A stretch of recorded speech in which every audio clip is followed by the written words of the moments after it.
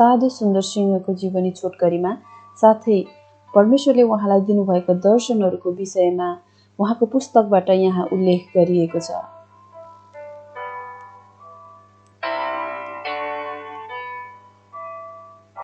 साधु सुन्दर सिंहको जीवन ख्रिस्टको जस्तै असाधारण थियो। इन्डियन धर्म र संस्कृतिको गहिराईको बीच एउटा सिख परिवारमा उनको जन्म भएको थियो। उनको सानै उमेरदेखि उनको आमाले हप्तै पछि एउटा साधु तपस्वी पवित्र व्यक्तिको चरणमा बस्नलाई लाने गर्नुहुन्थ्यो, जो चाहिँ केही दूरी टाढाको एउटा जङ्गलमा बस्ने गर्दथ्यो। तर जब ऊ 14 वर्षको मात्र थियो, उसको प्रिय आमाको मृत्यु भयो। त्यसैले सानो सुन्दर सिंह बढ्दो निराशाको साथै आक्रामक भएर हुर्क्यो। स्थानीय मिसनरी र क्रिस्चियन प्रतिको उनको घृणा सार्वजनिक रूपमा बाइबलको पेज गरी च्यातेर आगोमा फालेसँगै अन्त्य भयो। लामो समयदेखि सुन्दर सिंहले आफ्नो ज्यान लिने इरादा गरिरहेको थियो। सुन्दर सिंह निराशाको एउटा बिन्दुमा आइपुग्यो र उसले निर्णय गर्यो कि यदि गडले शान्ति पाउने सत्य बाटो प्रकट गर्नु भएन भने आफूलाई लुधनिया एक्सप्रेस रेलको मुनि फाल्छु भनेर। बिहानको 3 बजे ऊ आफ्नो ओछ्यानबाट उठ्यो र पूजा गर्नुभन्दा अघि हिन्दू र सिखहरूले धार्मिक विधि अनुसार नुहाउने विधि अनुसार नुहाउनलाई जुन लागिरहेको आँगनमा बाहिर निस्क्यो। त्यसपछि ऊ आफ्नो कोठामा फर्क्यो र घुँडा टेक्यो, आफ्नो शिर झुकायो र बिन्ती गर्यो कि गडले आफूलाई प्रकट गर्नुहोस् भनेर। तर केही भएन। उसलाई थाहा थिएन के आशा गर्ने भनेर। स्वर, दर्शन या सपना, अझै केही पनि भएन। अनि लुधानिया एक्सप्रेस रेलको समय चाहिँ चाँडै नजिक आइरहेको थियो। जब उसले आफ्नो शिर उठायो र आँखा खोल्यो अनि कोठामा उसले प्रकाशको मधुरो बादल देख्यो र ऊ छक्क पर्यो। बिहान हुनका लागि धेरै समय बाँकी थियो। तब उसले ढोका खोल्यो र अँध्यारो आँगन बाहिर निहालेर हेर्यो। त्यसपछि जसै ऊ कोठामा फर्केर आयो, आउँदा उसले देख्यो कि त्यो ज्योति कोठामा झन चहकिलो हुँदै थियो। त्यसपछि ऊ बिल्कुलै चकित भयो, किनकि उसले आफ्नो कुनै पनि परम्परागत भगवानहरूको अनुहार देखेन, तर येशू ख्रिस्टको अनुहार देख्यो। येशू ख्रिस्ट त्यहाँ हुनुहुन्थ्यो। त्यस कोठामा येशू ख्रिस्ट हुनुहुन्थ्यो। बयान गर्न नसकिने आनन्द, शान्ति र प्रेमले चम्किरहनु भएको, जगमगाइरहनु भएको थियो। अनि उतिर दयाले हेरेर उहाँले सोधिरहनु भएको थियो, किन तिमी मलाई सताउँछौ? म तिम्रो लागि मरे। यहाँबाट सुन्दरको जीवन ख्रिस्टको जस्तै भयो। आफ्नो प्रभुको निन्दा गर्न नचाहेकोले आफ्नो परिवारबाट उसलाई तिरस्कार गरिएको थियो। यो धेरै समय भएको थिएन। सुन्दरले साधुले लाउने कपडा लियो र येशूद्वारा पाउने प्रेम, शान्ति र पुनर्जन्मको बारेमा सरल सुसमाचार प्रचार गर्दै जीवन सुरु गर्यो। उसले पैसा र अरू सम्पत्तिहरू केही पनि बोकेन, नयाँ करार मात्र बोकेर हिँड्यो। उसले इन्डिया र तिब्बत साथै अरू संसारमा पनि यस मेसेजको साथ यात्रा गर्यो, जहाँ येशू ख्रिस्टको व्याख्या दुःखद रूपले फिक्का भएको थियो। उसले पश्चिम मुलुकमा 2 पटक यात्रा गर्यो, ब्रिटेन, अमेरिका र अस्ट्रेलिया 1920 मा यात्रा गर्यो र युरोप फेरि 1922 मा यात्रा गर्यो। आजको संसारले ठूलो संख्यामा आत्मिक मार्ग र तरिकाहरूको सामना गरिरहेको छ। येशू ख्रिस्ट प्रतिको भक्तिभावद्वारा प्रदान गरिएको सरलता, प्रेम र स्वतन्त्रता सही रूपले अँगाल्नेहरूको जीवन र अन्तर्दृष्टि विचार गर्नका लागि विशेष महत्त्वको छ। सुन्दरले भन्यो, म मेरो प्रभुको पाइलाहरू पछ्याउने योग्यको त छैन, तर उहाँ जस्तै म घर र सम्पत्तिहरू चाहन्न। उहाँ जस्तै म बाटोकै हुँ। म मेरा मानिसहरूको दुःख बाँड्नेछु। जसले मलाई आश्रय दिन्छ तिनीहरूसँग खानेछु अनि सबै मानिसहरूलाई परमेश्वरको प्रेमको बारेमा बताउनेछु। सुन्दर सिंहको भूमिका। तल उल्लेख गरिएका भूमिकाको असली प्रकाशन 1926 मा भएको हो। यस पुस्तकमा मैले परमेश्वरले मलाई दिनुभएको केही दर्शनहरूको बारेमा लेख्ने कोसिस गरेको छु। यदि मेरो आफ्नै इच्छाले सोचेको भए यी मैले पाएको दर्शनहरूको विवरण मेरो जीवनभरि पनि प्रकाशित गर्ने थिइनँ। तर साथीहरू जसको म विचार कदर गर्छु, उहाँहरूले आग्रह गर्नुभएको छ कि अरू मानिसहरूको आत्मिक सहायताको लागि यी दर्शनहरूको शिक्षालाई प्रकाशन गर्नमा ढिलाइ गर्नु हुँदैन भनेर। उनै साथीहरूको इच्छा र अनुरोधमा यो पुस्तक अहिले सार्वजनिक रूपमा प्रस्तुत गरिएको छ। 14 वर्ष अघि कोटगारामा जब म प्रार्थना गरिरहेको थिएँ, तब स्वर्गीय दर्शनको लागि मेरा आँखाहरू खोलिएका थिए। मैले यी सबै दर्शन यति स्पष्ट रूपले देखेँ कि मैले सोचेँ म चाहिँ मरिसकेको हुनुपर्छ भनेर, अनि मेरो आत्मा स्वर्गको महिमाभित्र प्रवेश गरिसकेको थियो।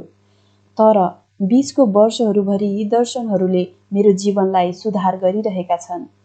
म तिनीहरूलाई मेरो इच्छामा बोलाउन सक्दिनँ, तर प्राय जब म प्रार्थना वा ध्यान गरिरहेको हुन्छु, तब कहिलेकाहीँ महिनामा 8 या 10 पटक मेरो आत्मिक आँखाहरू स्वर्गहरूको भित्र हेर्नलाई खुल्छन् र 1 वा 2 घण्टाको लागि म येशू ख्रिस्टसँग स्वर्गीय आकाशको महिमामा हिँड्छु र स्वर्गदूत र आत्माहरूसँग कुराकानी गर्छु।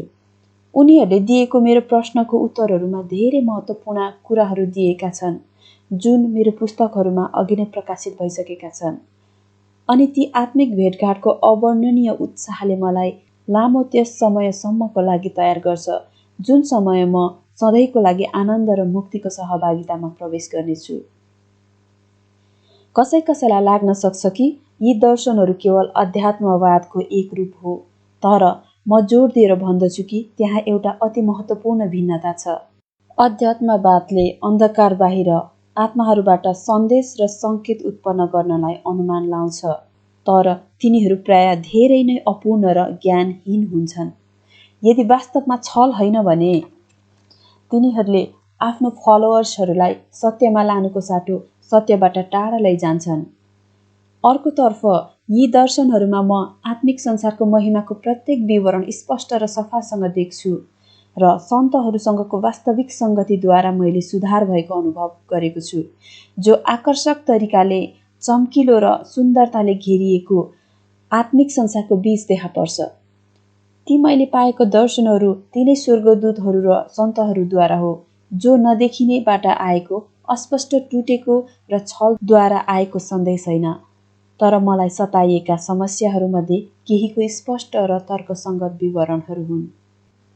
यो सन्तहरूको सङ्गति सुरुवाती मण्डलीको अनुभवमा एउटा तथ्य यति वास्तविक थियो कि प्रेरितहरूको विश्वासको सारमा भनिए झैँ यसलाई उनीहरूको विश्वासको आवश्यक लेखहरूको माझ एउटा स्थान दिइएको छ। एक पटक सन्तहरूलाई मैले दर्शनमा यो सन्तहरूको सङ्गति बाइबलमा कहाँ छ भनेर बाइबलबाट प्रमाण मागे। तब जकरिया 3को 7-8मा स्पष्ट रूपमा दिएको छ भनेर मलाई जवाफ दिए, जहाँ ती जो उभिरहेका थिए तिनीहरू स्वर्गदूतहरू थिएनन्, न त रगत र मासु भएको मानिसहरू थिए, तर महिमामा सन्तहरू थिए। यदि परमेश्वरको आज्ञा यहोशूले पूरा गर्यो भने परमेश्वरले यो वाचा गर्नुभएको छ कि ती उभिरहेका सन्तहरूको माझमा उसलाई एउटा स्थान दिइनेछ र तिनीहरू उसका साथीहरू हुन्, सिद्ध बनाइएका मानिसहरूका आत्माहरू हुन्, जोसँग यहोशू सहभागी हुन सक्छ। यस पुस्तकमा आत्माहरू, सन्तहरू र स्वर्गदूतहरूको बारेमा बार बार उल्लेख गरिएको छ। मृत्युपछि असल वा खराब आत्माहरू स्वर्ग र नर्कको बीचमा रहेको मध्यवर्ती स्थानमा हुन्छन्। म तिनीहरूका बीचमा फरक छुटाउँदछु। सन्तहरू तिनीहरू हुन् जोहरू यो चरण पार गरेर आत्मिक संसारको उच्च तहमा प्रवेश गरेका छन् र तिनीहरूलाई विशेष कामको जिम्मा दिइएको छ। स्वर्गदूतहरू ती गौरवशाली प्राणीहरू हुन् जसलाई सबै प्रकारको उच्च कामको जिम्मा दिइएको छ र तिनीहरूको माझमा अरू संसारको धेरै सन्तहरू पनि समावेश गरिएका छन्, साथै हाम्रो यस संसारबाट पनि समावेश गरिएका छन्, जोहरू एउटै परिवार भएर एकसाथ बस्छन्। उनीहरू प्रेममा एक अर्काको सेवा गर्छन् र परमेश्वरको महिमाको चमकमा अनन्त खुसी साथ रहन्छन्। आत्माहरूको संसार भनेको शरीरलाई छोडेपछि आत्माहरू स्वर्ग र नर्क बीचको जुन मध्यवर्ती स्थानमा प्रवेश गर्छन् त्यही आत्मिक संसार हो। आत्मिक संसारको मतलब सबै आत्मिक प्राणीहरू सबैभन्दा तल्लो स्थानको अन्धकार र ज्योतिमा परमेश्वरको सिंहासन बीचको चरणहरू हुँदै अघि बढ्नु हो। न्युजिल्यान्ड प्रेस्बिटेरियन मिसन खरार पन्जाबका रेभरेन्ड टी.ई. रिडललाई म हार्दिक धन्यवाद व्यक्त गर्न चाहन्छु, जसले ओरिजिनल पुस्तकलाई उर्दूबाट इङ्ग्लिसमा अनुवाद गर्नलाई सुवाथु समय यात्रा गर्नुभएको छ। यस पुस्तकको प्रमाणहरू सच्याउनु भएको कारण म फेरि पनि कोभेन्ट्रीको मिस ई सान्डर्सलाई धन्यवाद दिन्छु। सुन्दर सिंह, सुबाथु, जुलाई 1926। दर्शनहरू, जीवन र मृत्यु। जीवनको एउटा मात्रै स्रोत छ, एक अनन्त र सर्वशक्तिमान जीवन, जसको सृष्टि गर्ने शक्तिले सबै जीवित प्राणीहरूलाई जीवन दिनुभयो। सबै प्राणीहरू उहाँमा बास गर्छन् र उहाँमा तिनीहरू सधैँभरि रहनेछन्। फेरि यो जीवनले विभिन्न प्रकारको अरू असङ्ख्य जीवनहरू सृष्टि गर्यो र तिनीहरूको वृद्धिको चरणहरूमा मानिस पनि यिनीहरूमध्येको एक हो, जसलाई परमेश्वरले आफ्नै स्वरूपमा सृष्टि गर्नुभयो ताकि मानिस उहाँको पवित्र उपस्थितिमा सधैँ खुसी रहन सकुन्। मृत्यु, यो जीवन परिवर्तन हुन सक्छ तर कहिल्यै पनि नष्ट हुन सक्दैन। तापनि अस्तित्वको एक रूपबाट अर्को रूपमा परिवर्तन हुनलाई मृत्यु भनिन्छ। यसको अर्थ कहिल्यै यो होइन कि मृत्युले अन्तमा जीवनलाई समाप्त गर्छ, या यो पनि होइन कि यसले जीवनसँग जोड्दछ या यसबाट केही घटाउँदछ। यसले केवल जीवनलाई अस्तित्वको एउटा रूपबाट अर्को रूपमा स्थानान्तरण गर्छ। हाम्रो दृष्टिबाट लोप भएका कुराहरू अस्तित्वमा रहनलाई समाप्त भएको हुन्न। यो फेरि देखा पर्छ, तर अर्को रूप र अवस्थामा। मानिस कहिल्यै नाश हुन सक्दैन। यस पुरै ब्रह्माण्डमा केही पनि कहिल्यै नष्ट भएको थिएन, न त यो कहिल्यै हुन सक्छ, किनकि सृष्टिकर्ताले कहिल्यै पनि विनाशको लागि केही पनि सृष्टि गर्नुभएको छैन। यदि उहाँले यसलाई नाश गर्ने इच्छा गर्नुभएको थियो भने उहाँले यसलाई कहिल्यै पनि सृष्टि गर्नुहुने थिएन। र यदि सृष्टिमा कुनै पनि कुरा नाश हुन सक्दैन भने कसरी मानिस नाश हुन सक्छ, जो सृष्टिको शिर हो र उसको सृष्टिकर्ताको रूप हो? के परमेश्वरले उहाँको आफ्नै स्वरूपलाई आफैले नाश गर्न सक्नुहुन्छ र? वा कोही अरू प्राणीले यसो गर्न सक्छ र? कहिल्यै सक्दैन। यदि मानिस मृत्युको समयमा नष्ट हुँदैन भने एकपटक यो प्रश्न उठ्छ कि मृत्युपछि मानिस कहाँ हुनेछ र ऊ कुन अवस्थामा हुनेछ? म मेरो आफ्नै दर्शनबाट पाएको अनुभवहरूद्वारा एउटा छोटो व्याख्या गर्ने कोसिस गर्नेछु। तापनि आत्मिक संसारको दर्शनमा मैले देखेका ती सबै कुराहरूको वर्णन गर्नु मेरो लागि सम्भव छैन, किनकि यस संसारको भाषा र उदाहरणहरू ती आत्मिक वास्तविकतालाई व्यक्त गर्नका लागि पर्याप्त छैनन्, अनि देखिएका कुराहरूको महिमालाई साधारण भाषामा बदल्ने धेरै कोसिस गर्दा परिणामस्वरूप गलत बुझाइ हुने सम्भावना हुन्छ। त्यस कारणले गर्दा मैले ती सबै सूक्ष्म आत्मिक घटनाहरूको विवरणलाई हटाउनु पर्यो। त्यसको बदलामा आत्मिक भाषा पर्याप्त भएकोहरू मात्र र सबैलाई फाइदा हुने केही सामान्य र शिक्षामूलक घटनाहरू मात्र लिएको छु। कुनै न कुनै समय प्रत्येक व्यक्तिले यस नदेखिने आत्मिक संसारभित्र प्रवेश गर्नुपर्छ। यदि केही हदसम्म हामी यस कुरासँग परिचित भयौँ भने यो बिना फाइदाको हुने छैन। मृत्युमा के हुन्छ? एक दिन जब म एक्लै प्रार्थना गरिरहेको थिएँ, अचानक मैले आफैलाई आत्माहरूको एउटा ठूलो समूहले घेरिएको पाएँ। वा म भन्न सक्छु कि जब मेरो आत्मिक आँखा खुल्यो, मैले आफैलाई सन्तहरू र स्वर्गदूतहरूको ठूलो दलको उपस्थितिमा झुकेको पाएँ। पहिला त म अलिक लज्जित भएँ जब मैले उनीहरूको चमक र महिमित अवस्थालाई देखेँ र मैले उनीहरूसँग मेरो आफ्नो न्यून गुणलाई तुलना गरेँ। तर उनीहरूको वास्तविक सहानुभूति र प्रेमद्वारा प्रेरित मित्रताले मलाई तुरुन्तै सहज बनायो। मेरो जीवनमा परमेश्वरको उपस्थितिको शान्ति मैले पहिलादेखि नै अनुभव गरेको थिएँ, तर यी सन्तहरूसँगको सङ्गतिले मलाई एक नयाँ र अचम्मको आनन्द थप्यो। जब हामीले एकसाथ कुराकानी गर्यौँ, मैले बुझ्न नसकेका कठिन कुराहरू र धेरै समस्याहरूसँग सम्बन्धित मेरो प्रश्नहरूको उत्तरहरू उनीहरूबाट पाएँ, जसले मलाई हैरान बनाएको थियो। मेरो पहिलो प्रश्न यस विषयमा थियो कि मानिस मर्दै गरेको समयमा के हुन्छ र मरिसकेपछि आत्माको अवस्था के हुन्छ। मैले भने, हामी जान्दछौँ कि बचपन र बुढ्यौलीको बिचमा हामीलाई के हुन्छ भनेर, तर हामी मृत्युको समयमा वा मृत्युको ढोकाहरूदेखि बाहिर के हुन्छ भनेर केही पनि जान्दैनौँ। यसको बारेमा सही जानकारी ती मानिसहरूद्वारा मात्रै पाउन सक्छौँ जो आत्मिक दुनियाँमा प्रवेश गरिसकेपछि मृत्युको अर्को तर्फ हुन्छन्। मैले सोधेँ, के तिमी हामीलाई यस विषयमा केही जानकारी दिन सक्छौ? यसको लागि सन्तहरूमध्ये एकजनाले जवाफ दियो, मृत्यु निन्द्रा जस्तै हो। केही शारीरिक रोगहरू र मानसिक स्थितिको समस्या बाहेक मृत्यु हुँदै गर्दा त्यहाँ कुनै पीडा हुँदैन। थकित मानिस गहिरो निन्द्रामा परेको जस्तै यसरी नै मानिसलाई मृत्युको निन्द्रा आउँछ। धेरैको लागि मृत्यु अचानक आउँछ। यस्तो बेला मात्र तिनीहरूले भौतिक संसारलाई छोडेर यो आत्माको संसारमा प्रवेश गरेछु भनेर थाहा पाउनु तिनीहरूलाई धेरै गाह्रो हुन्छ। आफू वरिपरि देखिने धेरै नयाँ र सुन्दर कुराहरूले तिनीहरू चकित हुन्छन्। तिनीहरू सोच्छन् कि भौतिक संसारको कुनै देश वा सहरमा तिनीहरू भ्रमण गरिरहेका छन् भनेर, जुन चाहिँ तिनीहरूले पहिले देखेका छैनन्। जब तिनीहरूलाई पूर्ण रूपले शिक्षा दिइन्छ अनि तिनीहरूले महसुस गर्छन् कि तिनीहरूको आत्मिक शरीर चाहिँ तिनीहरूको पहिलेको भौतिक शरीरभन्दा फरक छ भनेर, त्यति बेला चाहिँ तिनीहरूले साँच्चै नै भौतिक संसारबाट आत्माहरूको राज्यमा सरिसकेछु भनेर स्वीकार गर्छन्। त्यहाँ उपस्थित भएका सन्तहरूमध्ये अर्कोले मेरो अरू प्रश्नको उत्तर दियो। सामान्यतया उसले भन्यो, मृत्युको समयमा शरीरले बिस्तारै महसुस गर्ने शक्ति गुमाउँछ। यसमा कुनै पीडा हुँदैन, तर केवल झपक्क निन्द्रा लागेको जस्तै महसुस हुन्छ। कहिलेकाहीँ धेरै कमजोरीहरूको कारणले वा दुर्घटनापछि शरीर बेहोस भइरहेको बेलामा नै आत्माले शरीरलाई छोडिहाल्छ। त्यसबेला ती आत्माहरू जो आत्मिक संसारमा प्रवेश गर्नको लागि नसोची वा तयारी नभई बसेका हुन्छन्, तिनीहरू त्यसरी अचानक आत्माहरूको संसारमा पस्दाखेरि अत्यन्तै चकित हुन्छन् र तिनीहरूको अन्तको ठूलो कष्टको स्थितिमा हुन्छन्। त्यसैले पर्याप्त अवधिको लागि तिनीहरू मध्यवर्ती स्थानको तल्लो र अन्धकार सतहमा रहनुपर्छ। यो तल्लो क्षेत्रको आत्माहरूले प्राय संसारमा मानिसहरूलाई धेरै सताउँछन्, तर केवल तिनीहरूलाई मात्र तिनीहरूले चोट पुर्याउन सक्छन् जसको विचार तिनीहरूको आफ्नै जस्तो हुन्छ, जसले आफ्नो स्वतन्त्र इच्छाले तिनीहरूलाई मनोरञ्जन दिनका लागि आफ्नो हृदयहरू खोल्छन्।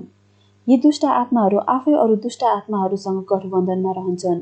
यदि परमेश्वरले जताततै उहाँको मानिसहरू र उहाँको सृष्टिको सुरक्षाको लागि असङ्ख्य स्वर्गदूतहरू नखटाउनु भएको भए संसारमा धेरै हानि गर्ने थिए।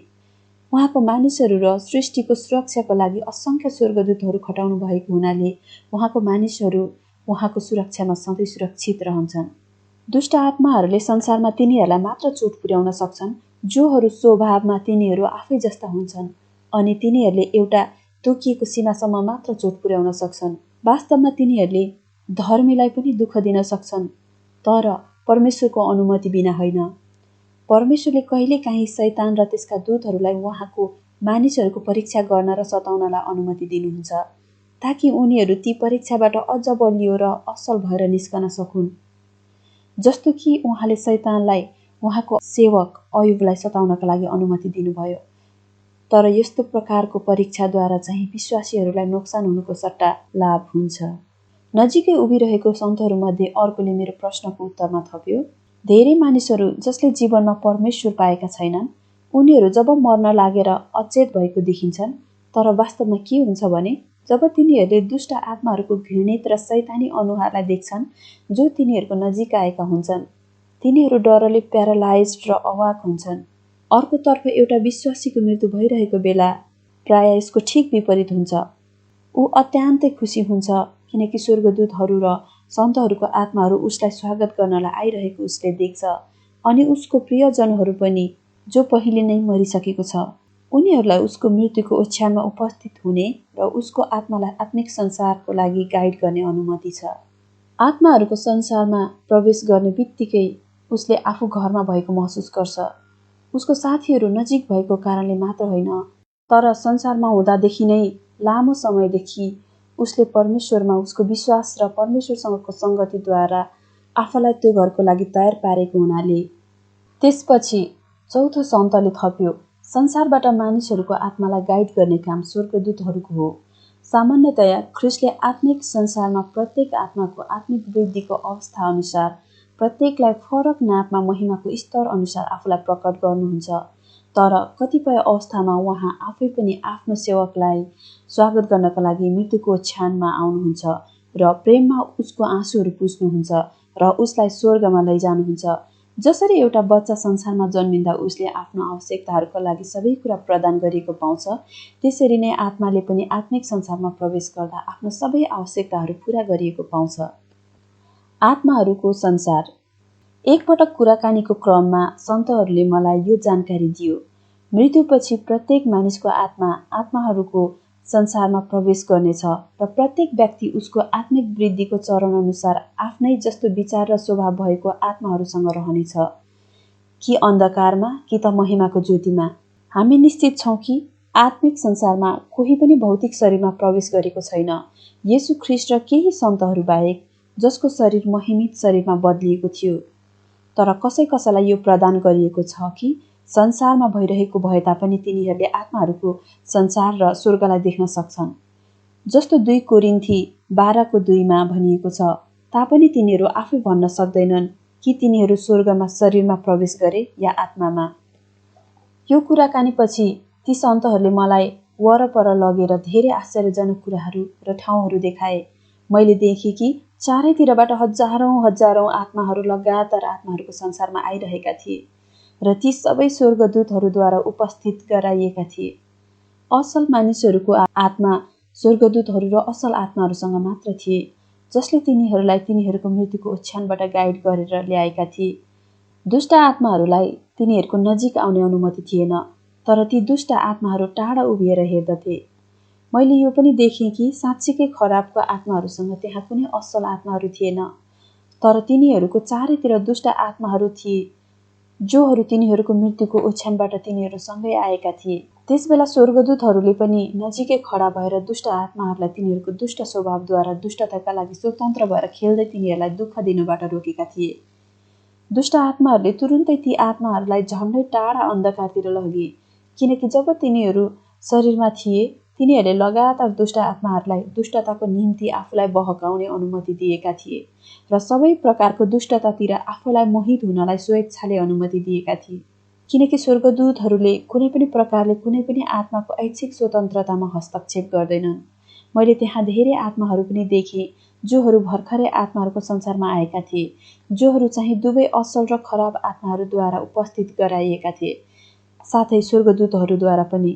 तर लामो समय अघिदेखि नै उनीहरूको जीवनमा आमूल भिन्नता आउन थालेको हुनाले उनीहरूले आफूलाई चरित्रमा असललाई असलतिर र चरित्रमा दुष्टलाई दुष्टतिर अलग गरेका थिए। ज्योतिको छोराहरू। जब मानिसहरूको आत्माहरूको संसारमा आइपुग्छन्, तुरुन्तै असल खराबबाट अलग हुन्छ। संसारमा सबै एकसाथ मिसिएका हुन्छन्, तर आत्मिक संसारमा यस्तो हुँदैन।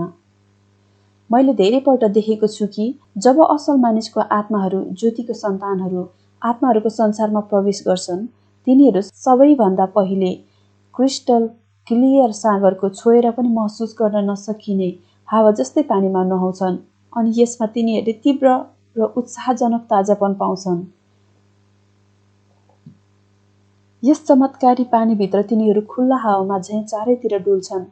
न तिनीहरू यसको तल डुब्छन्, न त पानीले तिनीहरूलाई भिजाउँछ, तर अचम्म तरिकाले सफा र ताजा भएर र पूर्ण रूपले शुद्ध भएर तिनीहरू महिमा र ज्योतिको संसारभित्र प्रवेश गर्छन्, जहाँ तिनीहरूको प्रिय प्रभुको उपस्थितिमा तिनीहरू सधैँ रहनेछन् र असंख्य सन्तहरू र स्वर्गदूतहरूको सङ्गतिमा सधैँ रहनेछन्।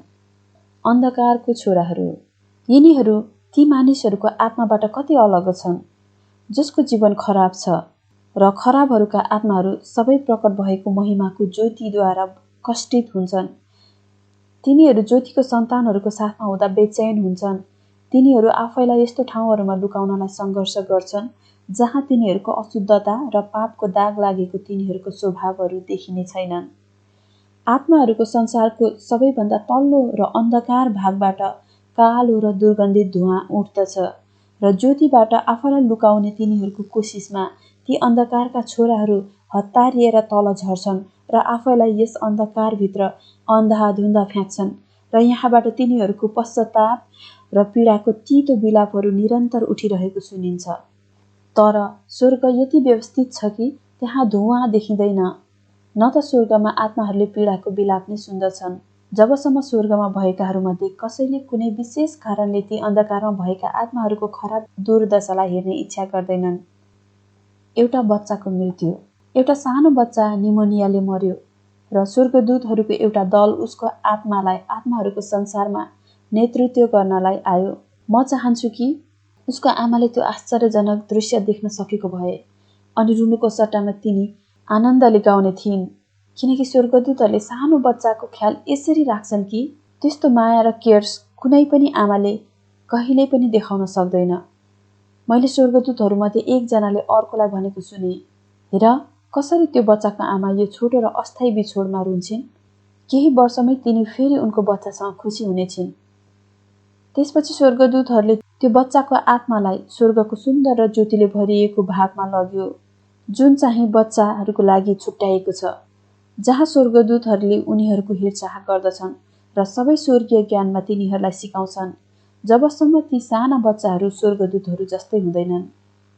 केही समयपछि त्यो बच्चाको आमा पनि मर्यो र उनको बच्चा जो अहिले स्वर्गदूतहरू जस्तै भएको थियो, ऊ पनि उसको आमाको आत्मालाई स्वागत गर्नका लागि अरू स्वर्गदूतहरूसँग आयो। जब उसले आफ्नो आमालाई भन्यो, आमा, तपाईँले मलाई चिन्नु भएन, म तपाईँको छोरो थियोडोर, तब त्यस समय आमाको हृदय खुसीले भरियो अनि जब उनीहरूले एक अर्कालाई अँगालो हाले, उनीहरूको खुसीको आँसुहरू फुलहरू जस्तै गरी खसे। यो एउटा हृदय छुने दृश्य थियो।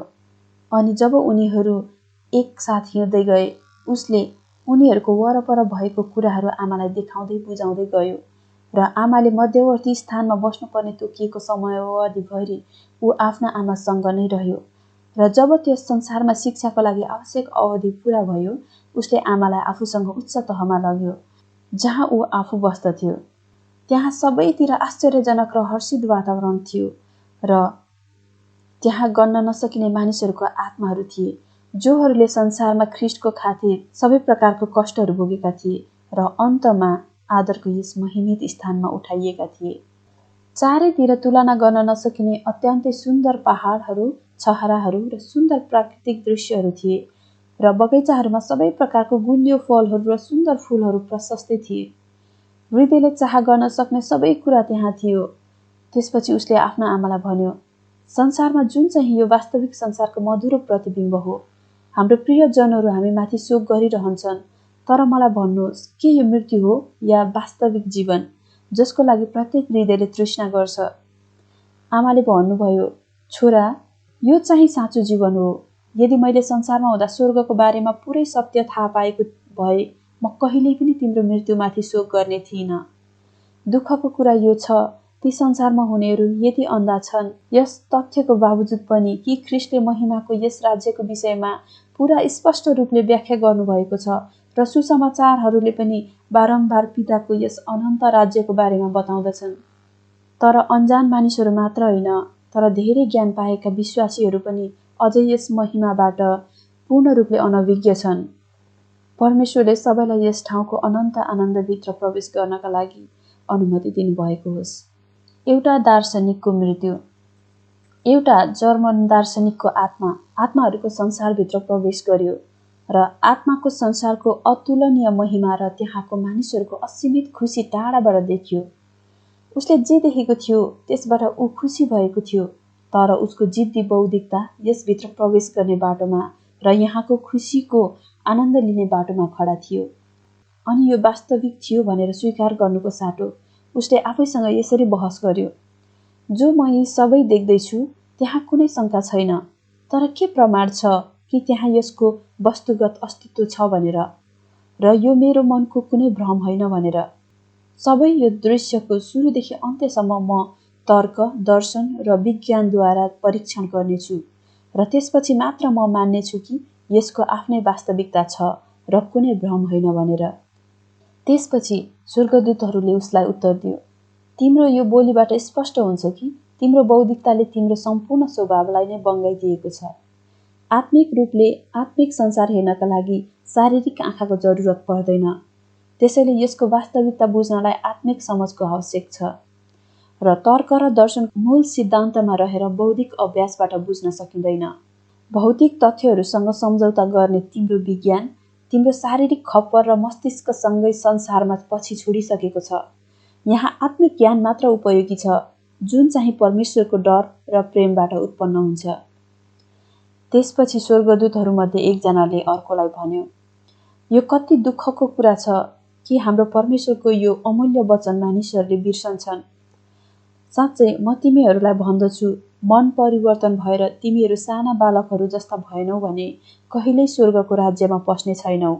मत्ती 18:3। मैले स्वर्गदूतहरूमध्ये एकजनालाई सोधेँ, यो मानिसको अन्त के हुनेछ?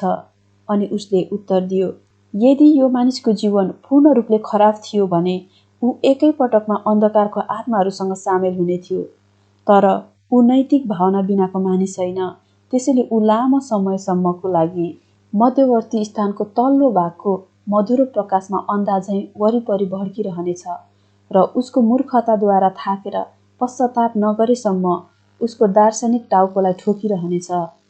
पश्चाताप गरिसकेपछि निर्देशन दिने उद्देश्यले नियुक्त गरिएका स्वर्गदूतहरूद्वारा आवश्यक निर्देशन ग्रहण गर्नलाई ऊ तयार हुनेछ र जब निर्देशन दिइन्छ तब ऊ माथिल्लो तहमा परमेश्वरको पूर्ण ज्योतिभित्र प्रवेश गर्नका लागि योग्यको हुनेछ। एक अर्थमा भन्ने हो भने सम्पूर्ण अनन्त स्थान परमेश्वरको उपस्थितिद्वारा भरिएको छ। जो आत्मा हुनुहुन्छ यो एउटा आत्मिक संसार हो। अर्को अर्थमा भन्ने हो भने संसार पनि एउटा आत्मिक संसार नै हो, किनकि यहाँ बस्ने आत्माहरू मानव शरीरद्वारा लुगा लगाइएका हुन्छन्। तर त्यहाँ अझै अर्को आत्माहरूको संसार छ जुन चाहिँ मृत्युमा आत्माले शरीर छोडेपछि अस्थायी रूपमा आत्माहरू बस्ने ठाउँ हो। यो एउटा स्वर्ग र नर्क बीचको ठाउँ हो। महिमा र ज्योतिले भरिएको सर्वोच्च स्वर्गहरू र अस्पष्ट र अन्धकारले भरिएको तल्लो नर्कहरूको बीचमा रहेको एउटा ठाउँ हो। यसमा अस्तित्वको असंख्य तहहरू छन् र आत्मालाई त्यस तहमा लगिन्छ जसको आत्मिक उन्नतिले उसलाई संसारमा हुँदा त्यस तहको लागि योग्य बनाएको हुन्छ। यस कामको लागि विशेष गरी स्वर्गदूतहरू नियुक्त गरिएका हुन्छन् र केही समयको लागि तिनीहरूलाई निर्देशन दिइन्छ। त्यो लामो वा छोटो समयको लागि हुन सक्छ।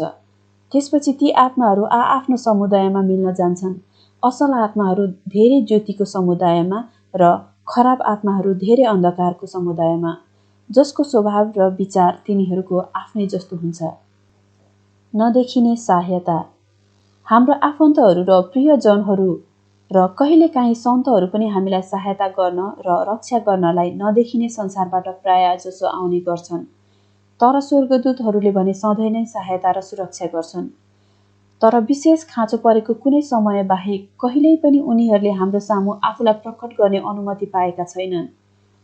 हामीले नचिन्ने तरिकाबाट उनीहरूले हामीलाई पवित्र सोचहरूतिर र परमेश्वरप्रतिको झुकावतिर अनि असल आचरणतिर डोर्याउँछन् र हाम्रो हृदयमा बास गर्नुहुने परमेश्वरको आत्माले हाम्रो आत्मिक जीवनको सिद्धताको काम पूरा गर्नुहुन्छ, जुन चाहिँ उनीहरूले पूरा गर्न सकेका हुँदैनन्। सबैभन्दा महान को हो? कसैको महानता उसको ज्ञान र स्तरमा निर्भर हुँदैन, न त यी कुराहरूद्वारा मात्र कोही महान हुन सक्छ। एउटा मानिस त्यत्तिकै महान हुन्छ जति अरूहरूको लागि ऊ काम लाग्ने हुन सक्छ र अरूहरूको लागि उसको जीवन उपयोगी हुनु उसले उनीहरू प्रति गरेको सेवामा निर्भर हुन्छ। यसैले जतिसम्म एउटा मानिसले प्रेममा अरूहरूलाई सेवा गर्न सक्छ त्यतिसम्म मात्र ऊ महान हुन्छ। जसरी प्रभुले भन्नुभएको छ, तर जो तिमीहरूमा ठुलो हुने इच्छा गर्दछ त्यो तिमीहरूको सेवक हुनु पर्दछ। मत्ती 20:26। स्वर्गमा रहनेहरू सबैको आनन्द चाहिँ प्रेममा एक अर्काको सेवा गर्नुमा नै भेटिन्छ र यसरी उनीहरू आफ्नो जीवनको उद्देश्य पूरा गर्दै सधैँभरि परमेश्वरको उपस्थितिमा रहन्छन्। त्रुटिको सुधार। जब मानिसहरूले परमेश्वरलाई मनपर्ने जीवन जिउने उत्कट इच्छा गर्दछन्, तिनीहरूको विचारको पुनर्निर्माण र तिनीहरूको जीवनको नवीकरण यस संसारमा सुरु हुन्छ। प्रत्यक्ष रूपले परमेश्वरको आत्माले मात्र तिनीहरूलाई सिकाउनुहुन्न, तर तिनीहरूको हृदयको गुप्त स्थानमा सन्तहरूसँगको सहभागिताद्वारा तिनीहरूलाई मद्दत गरिन्छ, जो तिनीहरूद्वारा नदेखिए तापनि तिनीहरूलाई असलतर्फ सहायता गर्नका लागि सधैँ उपस्थित हुन्छन्। तर धेरै क्रिस्चियन विश्वासीहरू र सत्यको खोजी गर्ने नन क्रिस्चियनहरू पनि सत्यको बारेमा गलत र अधुरो विचारहरूलाई पक्रिराखेकै समयमा जब मर्दछन्, त्यसबेला यदि तिनीहरू आफ्नो विचारद्वारा हठपूर्वक बाँधिएका छैनन् भने र यदि तिनीहरू सिक्नलाई तयार छन् भने तिनीहरूको विचारहरू आत्माहरूको संसारमा सुधार गरिन्छन्। किनकि परमेश्वरले वा कोही उहाँको सेवकले न यस संसारमा न त अर्को संसारमा मानिसलाई उसको इच्छाको विरुद्ध केही कुरा विश्वास गर्नका लागि कर गर्नुहुन्छ। ख्रिस्टको प्रकटीकरण। मैले एउटा दर्शनमा एउटा मूर्ति पूजकको आत्माहरूको संसारमा पुग्दै गरेको देखी। उसले त्यहाँ तुरुन्तै उसको ईश्वरलाई खोज्न थाल्यो। त्यसपछि सन्तहरूले उसलाई भन्यो, यहाँ एक सत्य परमेश्वर र उहाँको प्रकटीकरण ख्रिस्ट बाहेक अरू कुनै ईश्वर छैन। यस कुराले ती मानिस ज्यादै चकित भए। तर ऊ एउटा सत्यको खोजी गर्ने एक सत्यवादी मानिस भएकोले उनी आफू भुलमा थिएछु भन्ने कुरा सहर्ष स्वीकार गर्यो। उसले उत्सुकता साथ सत्यको सही खोजलाई जान्नको लागि इच्छा गर्यो र उसले ख्रिस्टलाई देख्न सक्छु कि भनेर सोध्यो। त्यसपछि तुरुन्तै ख्रिस्टले आफैलाई मधुरो ज्योतिमा उसको लागि प्रकट गर्नुभयो र अरूहरूको लागि पनि जोहरू आत्माहरूको संसारमा भर्खरै आइपुगेका थिए, किनकि यो अवस्थामा तिनीहरूले उहाँको महिमाको पूरा प्रदर्शनी सहन सक्दैनन्, किनकि उहाँको महिमा यति श्रेष्ठ छ कि स्वर्गदूतहरूले पनि उहाँलाई कठिनसँग हेर्छन् र उनीहरूको मुहारहरू आफ्नो पखेटाहरूले ढाक्छन्। यशाया 6:2। जब कसैको सामु उहाँले आफूलाई प्रकट गर्नुहुन्छ, त्यस बेला उहाँले आफू कतिको ज्योतिमा तिनीहरूको सामान्य प्रकट हुने भनेर ती प्रत्येक आत्माले प्राप्त गरेको तिनीहरूको उन्नतिको विशेष चरणलाई ध्यानमा राख्नुहुन्छ, ताकि उहाँ ती आत्माहरूको सामु मधुरो वा उहाँको महिमाको पूर्ण ज्योतिमा देखा पर्न सक्नुहोस् र ती प्रत्येक आत्माको दृष्टिले सहन सकुन्। त्यसैले जब ती आत्माहरूले ख्रीष्टलाई त्यो मधुरो तर आकर्षक ज्योतिमा देखे, तब तिनीहरू आनन्द र शान्तिले भरिए, जसको बयान गर्ने सामर्थ्य हामीमा छैन। तिनीहरूले उहाँको जीवन दिने ज्योतिको किरणहरूमा र उहाँको प्रेमको लहरहरूमा नुहाए, जुन चाहिँ निरन्तर उहाँबाट बगिरहन्थ्यो र तिनीहरूमाथि बहेर तिनीहरूको सबै अशुद्धताहरू धोइएको थियो।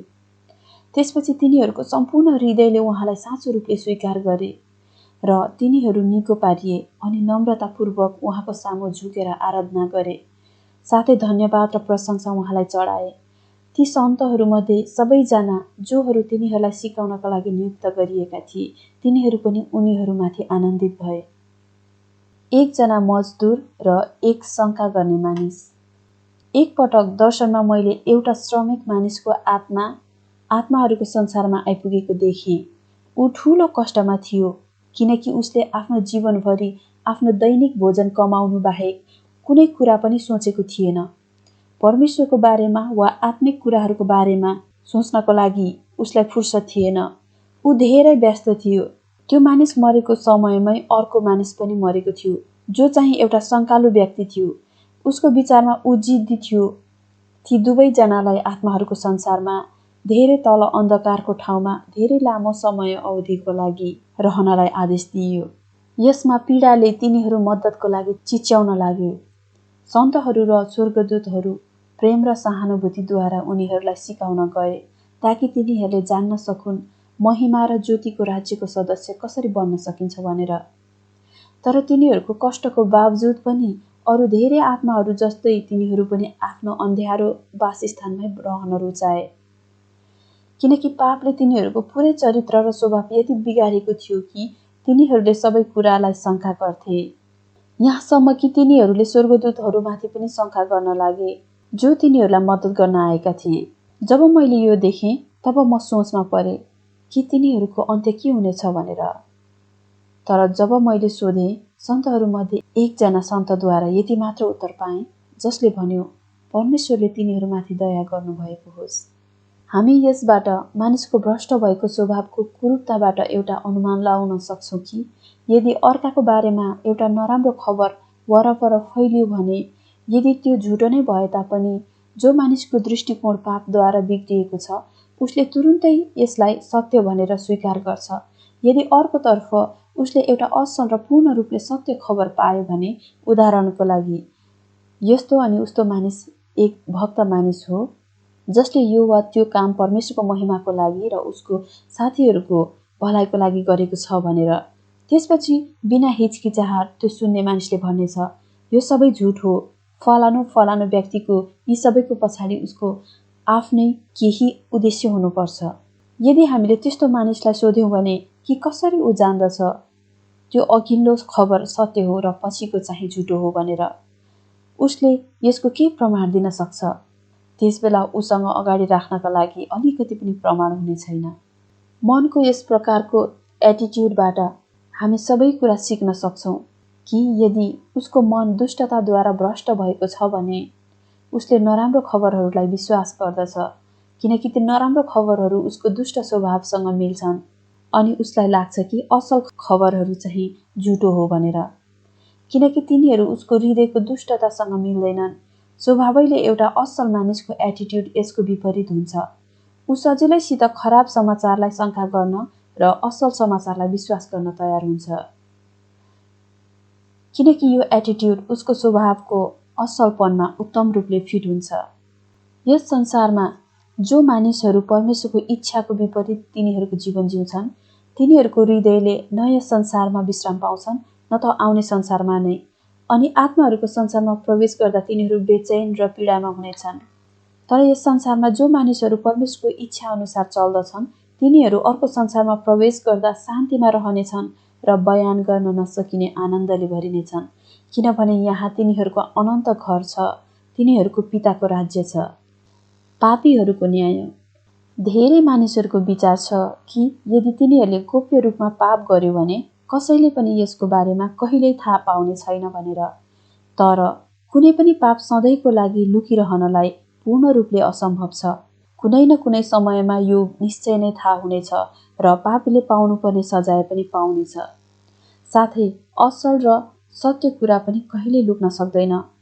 यद्यपि एक समयको लागि तिनीहरू नचिनिन सक्छन्, तर अन्त्यमा तिनीहरूको विजय हुनै पर्छ। तलको घटनाहरूले पापीको राज्यमा प्रकाश छर्नेछ। असल मानिस र चोर। एक पटक एउटा दर्शनमा सन्तहरूमध्ये एकजनाले मलाई यो कथा सुनायो। एक रात ढिलो समयमा एउटा ईश्वरभक्त मानिस केही आवश्यक काम गर्नका लागि केही टाढा जान पर्यो। जसै ऊ जाँदै थियो एउटा चोरले एउटा दोकान फोड्दै गरेको ठाउँमा आइपुग्यो। उसले त्यो चोरलाई भन्यो, तिमीलाई अरू मानिसको सम्पत्ति लाने र तिनीहरूलाई नोक्सान पुर्याउने कुनै अधिकार छैन। यसो गर्नु धेरै ठुलो पाप हो। चोरले उत्तर दियो, यदि तिमी यहाँबाट सुरक्षित रूपले जान चाहन्छौ भने चुप लागेर गइहाल, यदि होइन भने तिम्रो लागि समस्या हुनेछ। असल मानिसले उसलाई रोक्ने प्रयास गरिरह्यो र जब चोरले उसलाई सुनेन ऊ कराउन थाल्यो र छिमेकीहरूलाई उठायो। तिनीहरू चोरलाई पक्रनलाई हतारिएर बाहिर निस्के। तब जसै असल मानिसले चोरलाई दोस्याउन थाल्यो, तर चोरले प्रतिकार गर्यो र उल्टै असल मानिसलाई नै दोष लगायो। ओहो, उसले भन्यो, तिमीहरू सोच्छौ यो साथी धेरै धार्मिक छ, तर मैले उसलाई ठिक चोरी गर्दै गरेको बेलामा भेट्टाएँ। जब त्यहाँ साक्षीहरू थिएनन्, ती दुवैजना पक्राउ परे र दुवैजना एकसाथ एउटै कोठामा थुनिए। जब पुलिस अफिसर र उसका केही मानिसहरू तिनीहरूको कुराकानी सुन्नका लागि आफूहरू लुके, त्यसपछि चोरले उसको कैदी साथीलाई हेर्दै हाँस्न थाल्यो। उसले भन्यो, हेर, के मैले तिमीलाई राम्रोसँग पक्रिन त? मैले पहिले नै भनेको थिएँ, गइहाल, नत्र तिम्रो लागि धेरै नराम्रो हुनेछ भनेर। अब हामी हेर्नेछौँ कि तिम्रो धर्मले तिमीलाई कसरी बचाउनेछ। जसै अफिसरले यो कुरा सुन्यो, उसले ढोका खोल्यो र त्यो असल मानिसलाई सम्मान र इनामको साथ छोडिदियो, जबकि उसले त्यो चोरलाई चाहिँ गम्भीर रूपले पिट्यो र उसलाई झ्यालखानामा थुनिदियो। त्यसैले यस संसारमा पनि असल र खराब मानिसहरूको बीचमा केही हदसम्म इन्साफ छ, तर सम्पूर्ण सजाय र इनाम चाहिँ आउनेवाला संसारमा मात्र दिइनेछ। गोप्य पापहरू। तल उल्लेख गरिएको कुरा पनि मलाई एउटा दर्शनमा बताइएको थियो। एउटा मानिस उसको आफ्नै कोठाको गुप्त स्थानमा पाप कर्म गरिरहेको थियो र उसले सोच्यो कि उसको पाप लुकेको छ भनेर। सन्तहरूमध्ये एकजनाले भन्यो, म कति इच्छा गर्छु कि त्यस मानिसको आत्मिक आँखा त्यस समय खुलेको भए। त्यसपछि उसले कहिल्यै पनि यो पाप गर्ने हिम्मत गर्ने थिएन, किनकि त्यस कोठामा केही स्वर्गदूतहरू र सन्तहरूको साथ उसको प्रियजनहरूको केही आत्माहरू पनि थिए, जो उसलाई मद्दत गर्नको लागि आएका थिए। सबैजना उसको लाजलाग्दो व्यवहार देखेर दुखित भए। तिनीहरूमध्ये एकजनाले भन्यो, हामी उसलाई मद्दत गर्नको लागि आएको, तर अब हामी उसको न्यायको समयमा उसको विरुद्धमा साक्षी हुनुपर्नेछ। उसले हामीलाई देख्न सक्दैन, तर हामी सबैले उसलाई यो पापमा लिप्त भइरहेको देख्न सक्छौँ। के यो मानिसले पश्चाताप गर्नेछ र आउने दण्डबाट बाँच्नेछ? अवसरहरू खेर गएको। एक पटक आत्माहरूको संसारमा मैले एकजनालाई पश्चातापले चिच्याउँदै एउटा पागल मानिस चाहिँ दौडिरहेको देखेँ। एकजना स्वर्गदूतले भन्यो, संसारमा यो मानिससँग पश्चाताप गरेर परमेश्वरतर्फ फर्कने धेरै मौकाहरू थिए, तर जब उसको अन्तरात्माले उसलाई सताउन थाल्दथ्यो, उसले रक्सी पिएर यसको पीडालाई भुलाउँदथ्यो। उसले सबै उसको सम्पत्ति उडायो र उसको परिवार तहस नहस बनायो र अन्त्यमा आत्महत्या गर्यो र अहिले आत्माहरूको संसारमा ऊ पागल कुकुर जस्तै गरी पागलपनको साथ दौडन्छ र आफूले गुमाएको अवसरहरूको बारेमा सोचेर पश्चाताप गर्छ।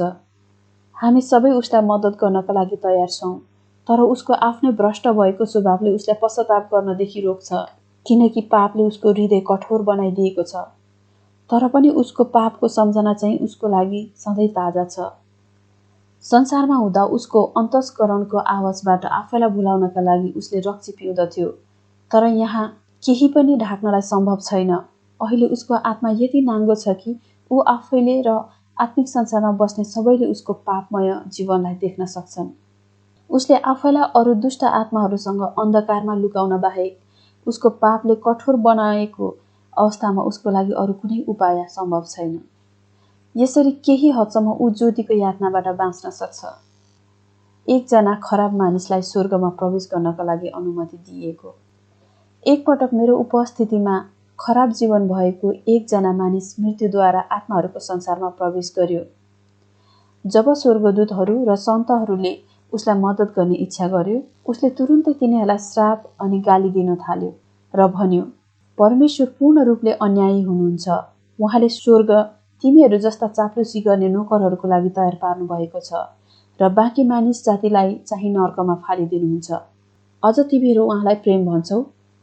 स्वर्गदूतहरूले उत्तर दिए, निश्चय नै परमेश्वर प्रेम हुनुहुन्छ। उहाँले मानिसहरूलाई उहाँसँग आनन्दको संगतिमा सधैँभरि रहन सकुन् भनेर सृष्टि गर्नुभयो। तर मानिसहरू तिनीहरूको आफ्नै जिद्दीद्वारा र तिनीहरूको स्वतन्त्र इच्छाको दुरुपयोगद्वारा तिनीहरूको मुहारलाई उहाँबाट टाढातिर फर्काएका छन् र आफ्नो लागि नरक आफै बनाएका छन्। परमेश्वरले न कसैलाई नरकमा फ्याँक्नुहुन्छ न त उहाँले कहिले यसो गर्नुहुनेछ। तर मानिस आफै पापमा अल्झिएर आफ्नो लागि नरक बनाउँछ। परमेश्वरले कहिल्यै कुनै नरक बनाउनु भएन। त्यति नै बेला उच्च स्वर्गदूतहरूमध्ये एकजना स्वर्गदूतको अति नै मिठो आवाज माथिबाट यसो भनिरहेको सुनियो, परमेश्वरले अनुमति दिनुहुन्छ कि त्यो मानिसलाई स्वर्गमा ल्याइयोस्। त्यो मानिस दुईजना स्वर्गदूतहरूको साथमा उत्सुकताका साथ अगाडि बढ्यो। तर जब तिनीहरू स्वर्गको ढोकामा पुग्यो अनि उसले पवित्र र ज्योतिले ढाकिएको ठाउँ साथै त्यहाँ बस्ने महिमित र धन्यका बासिन्दाहरूलाई देख्यो, उसले अप्ठ्यारो महसुस गर्न थाल्यो। स्वर्गदूतहरूले उसलाई भन्यो, हेर, यो संसार कति सुन्दर छ। अलिक अगाडि जाऊ र उहाँको सिंहासनमा बसिरहनु भएको प्रिय प्रभुलाई हेर। ढोकाबाट उसले हेर्यो र त्यसपछि जसै धार्मिकताको सूर्यको प्रकाशले उसलाई उसको पापले भ्रष्ट भएको जीवनको अशुद्धतालाई प्रकट गरिदियो, तब ऊ आत्मा घृणाको पीडाले पछि सर्न थाल्यो र यस्तो अचानक साथ भाग्यो कि ऊ आत्माहरूको संसारको मध्यवर्ती स्थानमा पनि रोकिएन, तर एउटा ढुङ्गा जस्तै गरी त्यहाँबाट पार भएर गयो र अति गहिरो खाडलमा आफैलाई अन्धाधुन्धा फ्याल्यो। त्यसपछि परमेश्वरको मिठो र सुन्दर आवाजले यसो भनिरहेको सुनियो, हेर, मेरा प्यारा छोराछोरीहरू, यहाँ आउनका लागि कसैलाई पनि निषेध गरिएको छैन र त्यो मानिसलाई कसैले पनि निषेध गरेन, न त कसैले उसलाई यहाँबाट जानका लागि भन्यो। उसको आफ्नै अशुद्ध जीवनले उसलाई यस पवित्र ठाउँबाट भाग्नलाई कर लायो, किनकि कोही नयाँ गरी जन्मेन भने उसले परमेश्वरको राज्य देख्न सक्दैन। यूहन्ना 3:3। एकजना हत्याराको आत्मा। एउटा मानिस जसले केही वर्ष अगाडि एउटा क्रिस्चियन प्रचारकको हत्या गरेको थियो, उसलाई जङ्गलमा सर्पले टोकेर उसको मृत्यु भयो। जब ऊ आत्माहरूको संसारमा प्रवेश गर्यो, उसले उसको वरपर असल र खराब आत्माहरू देख्यो अनि उसको आत्माको सम्पूर्ण पक्षले देखायो कि ऊ चाहिँ अन्धकारको छोरो थियो। त्यसकारण दुष्ट आत्माहरूले उसलाई तुरुन्तै कब्जामा लियो र उसलाई तिनीहरूसँगै अन्धकारतिर धकेल्यो।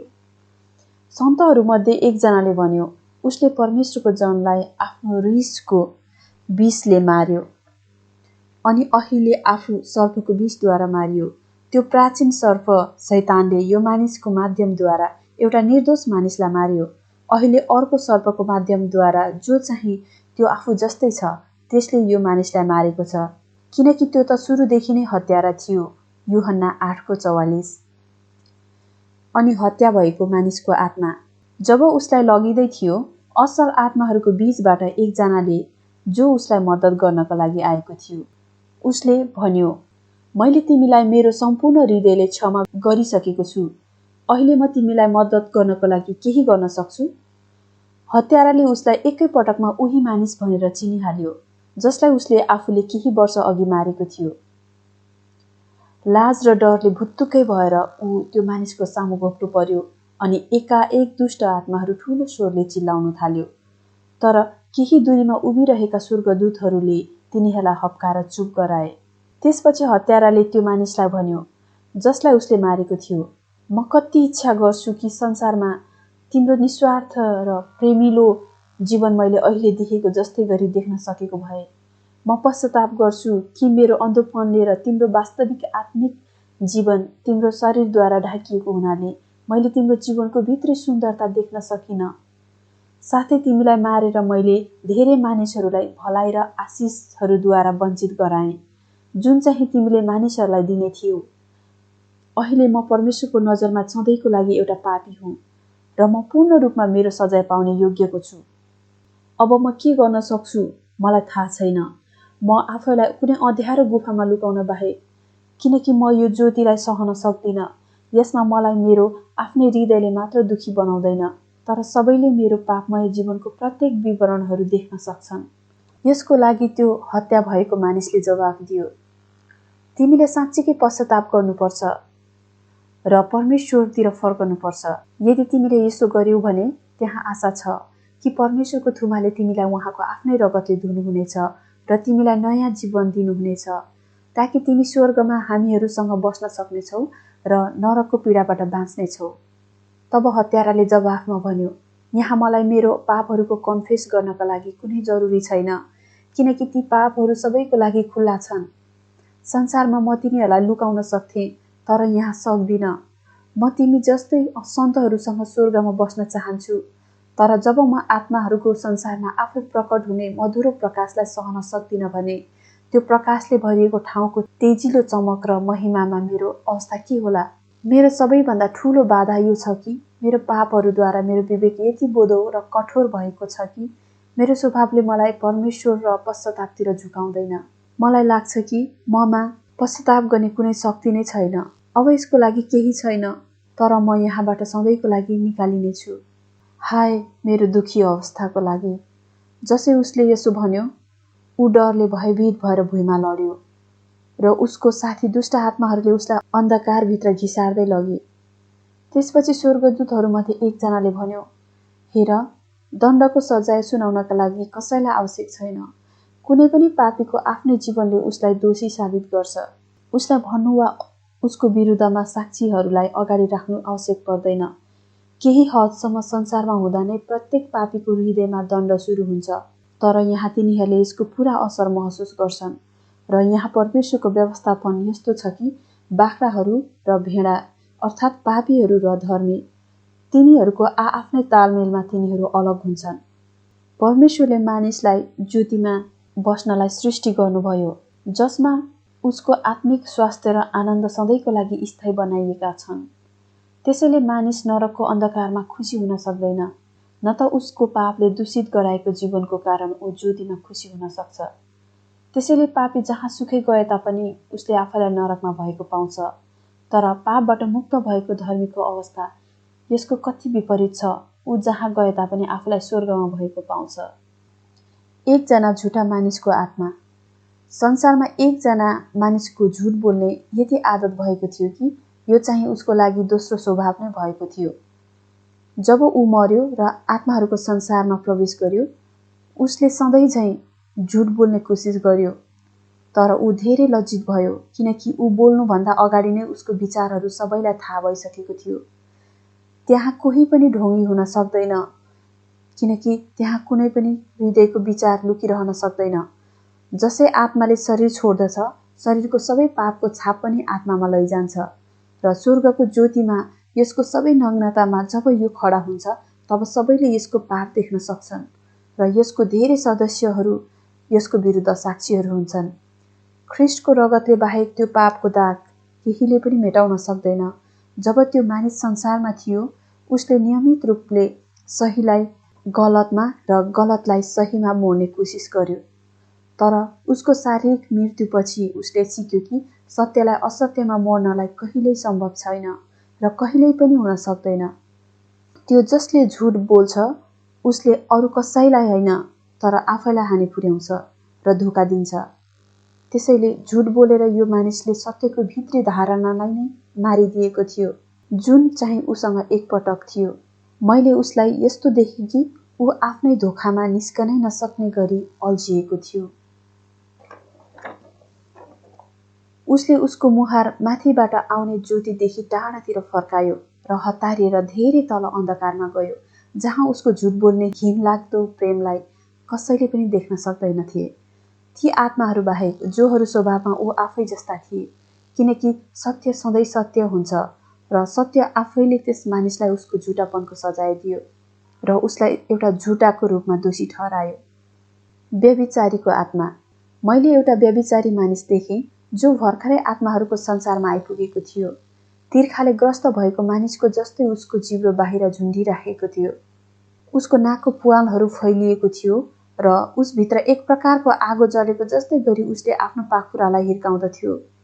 उसको रूप अति दुष्ट र घिनलाग्दो थियो कि उसलाई हेरेर म घिनाएँ।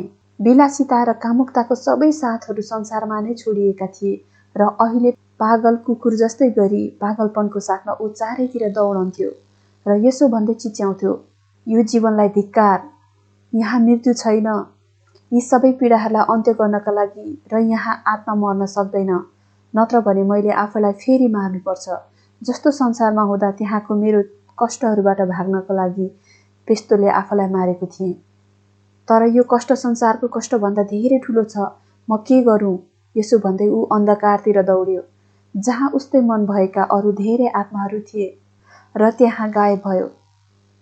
सन्तहरूमध्ये एकजनाले भन्यो, खराब काम गर्नु मात्र पाप होइन, तर खराब विचार र खराब हेराइ पनि पाप हो।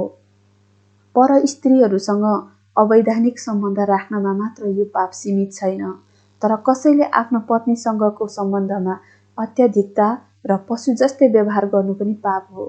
एउटा मानिस र उसको श्रीमती एकसाथ जोडिएको वास्तवमा कामुकताको लागि होइन, तर पारस्परिक सहयोग र समर्थनको लागि हो, ताकि तिनीहरू आफ्ना छोराछोरीहरूको साथमा मानिस जातिको सेवाको लागि र परमेश्वरको महिमाको लागि आफ्नो जीवन बिताउन सकुन्। तर जो मानिस जीवनमा यस उद्देश्यबाट टाढा रहन्छ, ऊ व्यभिचारीको पापको दोषी हुन्छ। एकजना डाकुको आत्मा। एउटा डाकु मर्यो र आत्माहरूको संसारमा प्रवेश गर्यो। पहिले त उसले आफ्नो अवस्थामा वा आफ्नो वरपर भएको आत्माहरूमा कुनै चासो लिएन, तर जस्तो उसको बानी थियो तुरुन्तै उसले त्यस ठाउँको मूल्यवान वस्तुहरू लिएर आफैलाई भाग लाउन थाल्यो। तर ऊ अचम्मित भयो कि त्यस आत्मिक संसारमा धेरै कुराहरूले उसलाई उसको अयोग्य कामको लागि बोलिरहेको र दोस्याइरहेको जस्तो लाग्थ्यो। उसको स्वभाव यति भ्रष्ट थियो कि ऊ न ती कुराहरूको सही प्रयोग गर्न जान्दथ्यो, न त ऊ ती कुराहरू सही रूपमा प्रयोग गर्ने योग्यको नै थियो। संसारमा उसको आवेश यति बेलगाम भएको थियो कि अति सानो कारणले पनि उसले आफूलाई अपमान गर्नेहरूलाई आफ्नो रिसमा मार्दथ्यो वा चोट पुर्याउँदथ्यो। अहिले आत्माहरूको संसारमा पनि उसले त्यही प्रकारले व्यवहार गर्न थाल्यो। उसलाई सिकाउन आएका स्वर्गदूतहरूतिर ऊ यस्तो प्रकारले जाइ लाग्यो कि मानव उसले तिनीहरूलाई टुक्रा टुक्रा पार्ने थियो, कि जसरी एउटा जङ्गली कुकुरले आफ्नो मालिकको उपस्थितिमा पनि गर्दछ। यसमा स्वर्गदूतहरूमध्ये एकजनाले भन्यो, यदि यस प्रकारको आत्माहरूलाई तल अन्धकारमा वा अति गहिरो खाडलमा नराखिएको भए तिनीहरू गएको जुनसुकै ठाउँमा पनि तिनीहरूले धेरै क्षति पुर्याउने थिए।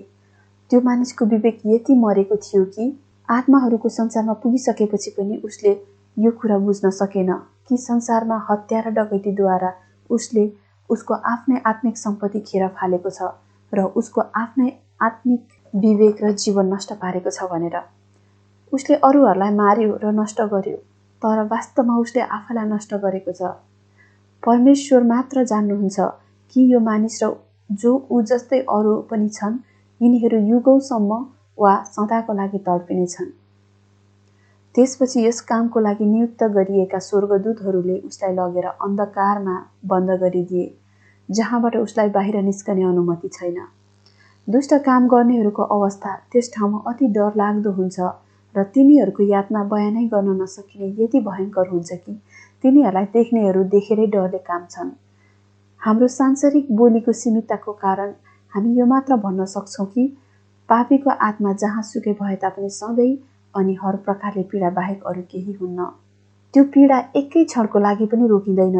त्यहाँ प्रकाश नभएको एक प्रकारको आगो सधैँभरि बलिरहन्छ र ती आत्माहरूलाई यातना दिन्छ। तर न तिनीहरू पूर्ण रूपले भस्म हुन्छन् न त आगो नै निप्छ। एकजना आत्मा जसले भर्खरै भइरहेको कुराहरू हेरिरहेको थियो, उसले भन्यो, कसले जान्दछ कि तर अन्त्यमा यो एक सफा गर्ने ज्वाला नहुन सक्छ।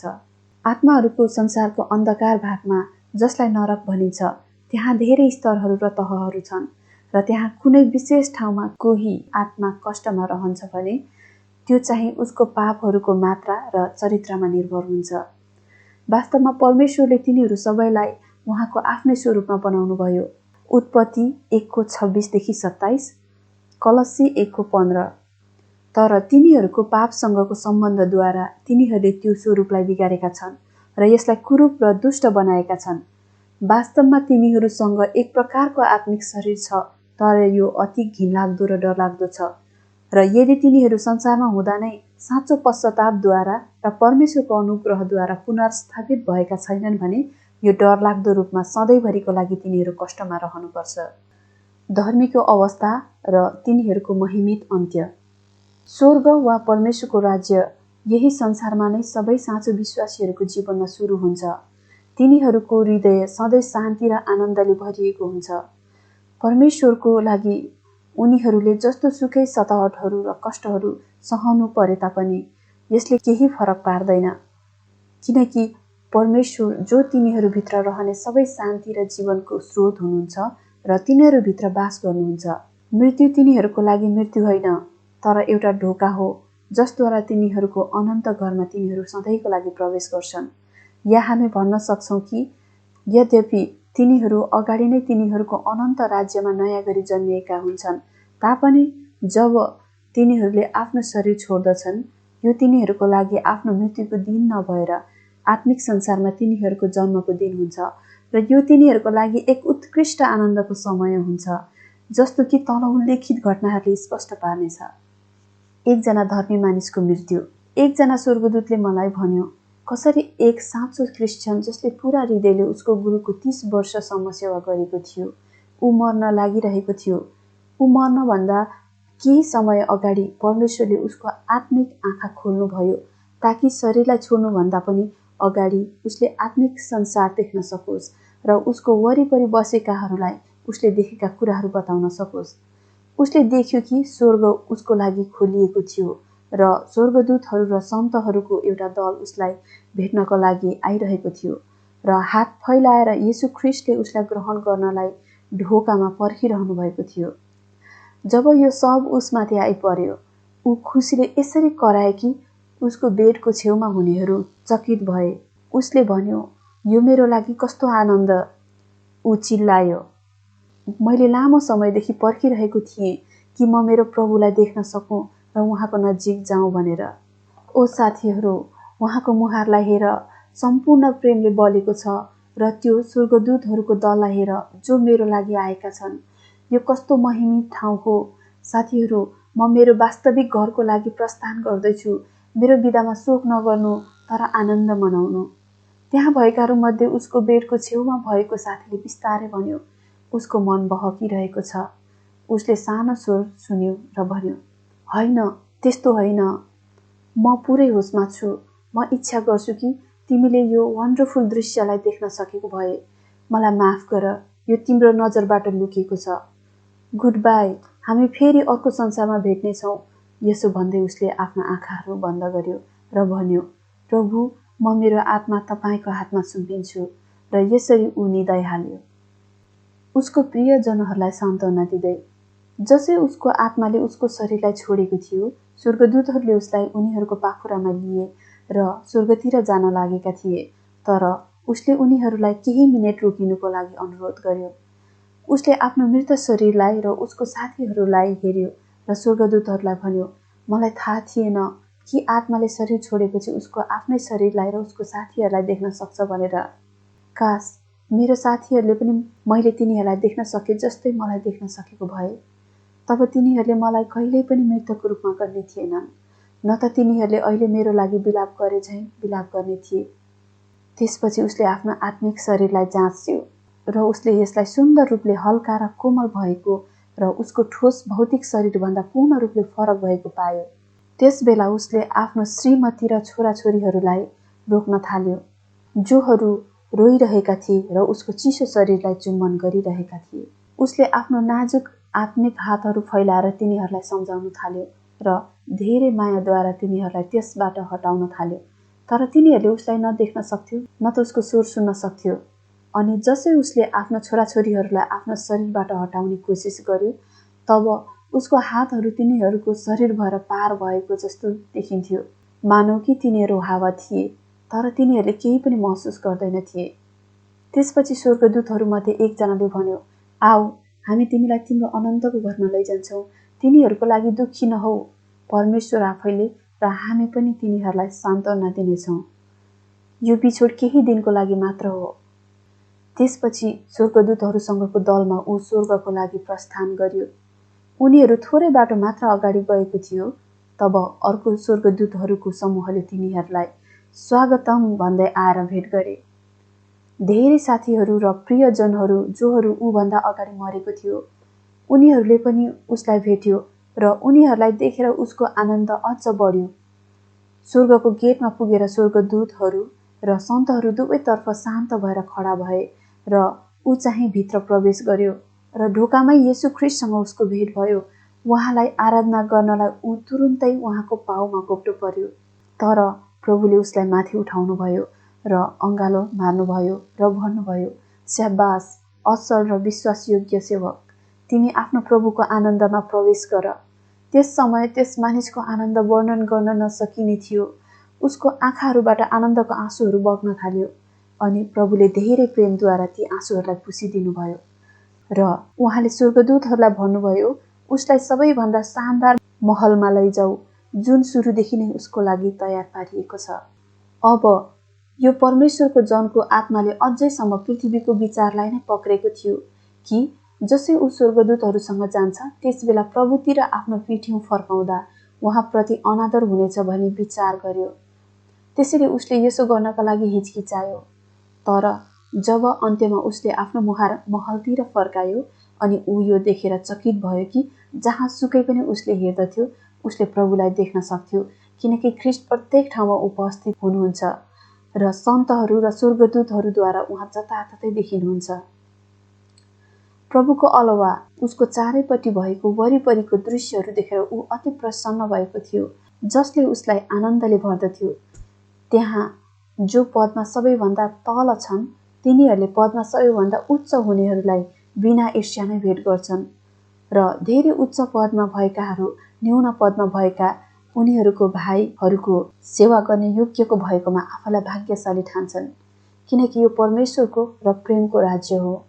स्वर्गको प्रत्येक भागमा उत्तम बगैँचाहरू छन्, जसले हरेक समयमा प्रत्येक किसिमको गुलियो र स्वादिलो फल र सबै प्रकारको गुलियो बास्ना भएको फूलहरू उत्पादन गर्दछन्, जो कहिले ओइल्याउँदैनन्। ती बगैँचाहरूमा हरेक प्रकारको जीवहरूले नरोकिकन परमेश्वरलाई प्रशंसा दिइरहन्छन्। चराहरूले सुन्दर रागमा तिनीहरूको मिठो प्रशंसाको गीतहरू उठाउँछन् र स्वर्गदूतहरू र सन्तहरूले यस्तो मिठो गीत गाउँछन् कि उनीहरूको गीतहरू सुनेर हर्षको एउटा आश्चर्यमय अनुभव हुन्छ। जता हेरे पनि त्यहाँ अपार आनन्दको दृश्य बाहेक अरू केही पनि देखिँदैन। यो साँचो हो, परमेश्वरले स्वर्ग उहाँलाई प्रेम गर्नेहरूको लागि तयार पार्नु भएको छ, जहाँ मृत्युको छाया छैन, न त्रुटि न पाप न त दुःख छ, तर त्यहाँ सधैँको लागि शान्ति र आनन्द छ। स्वर्गको महलहरू। त्यसपछि मैले एकजना परमेश्वरको जनले धेरै टाढाबाट उसको निम्ति तोकिएको महललाई जाँचिरहेको देखेँ, किनकि स्वर्गमा सबै कुराहरू आत्मिक हुन्छन् र आत्मिक आँखाले बीचमा आउने सबै वस्तुहरू पार गर्दै नाप्नै नसकिने टाढाको दूरीहरूसम्म देख्न सक्छ। स्वर्गको सम्पूर्ण विशाल ठाउँबाट परमेश्वरको प्रेम प्रकट हुन्छ र यसमा जताततै उहाँको सबै सृष्टिहरूले उहाँलाई प्रशंसा र धन्यवाद दिइरहेको देख्न सकिन्छ र सबै आनन्दित अवस्थामा रहेको देख्न सकिन्छ।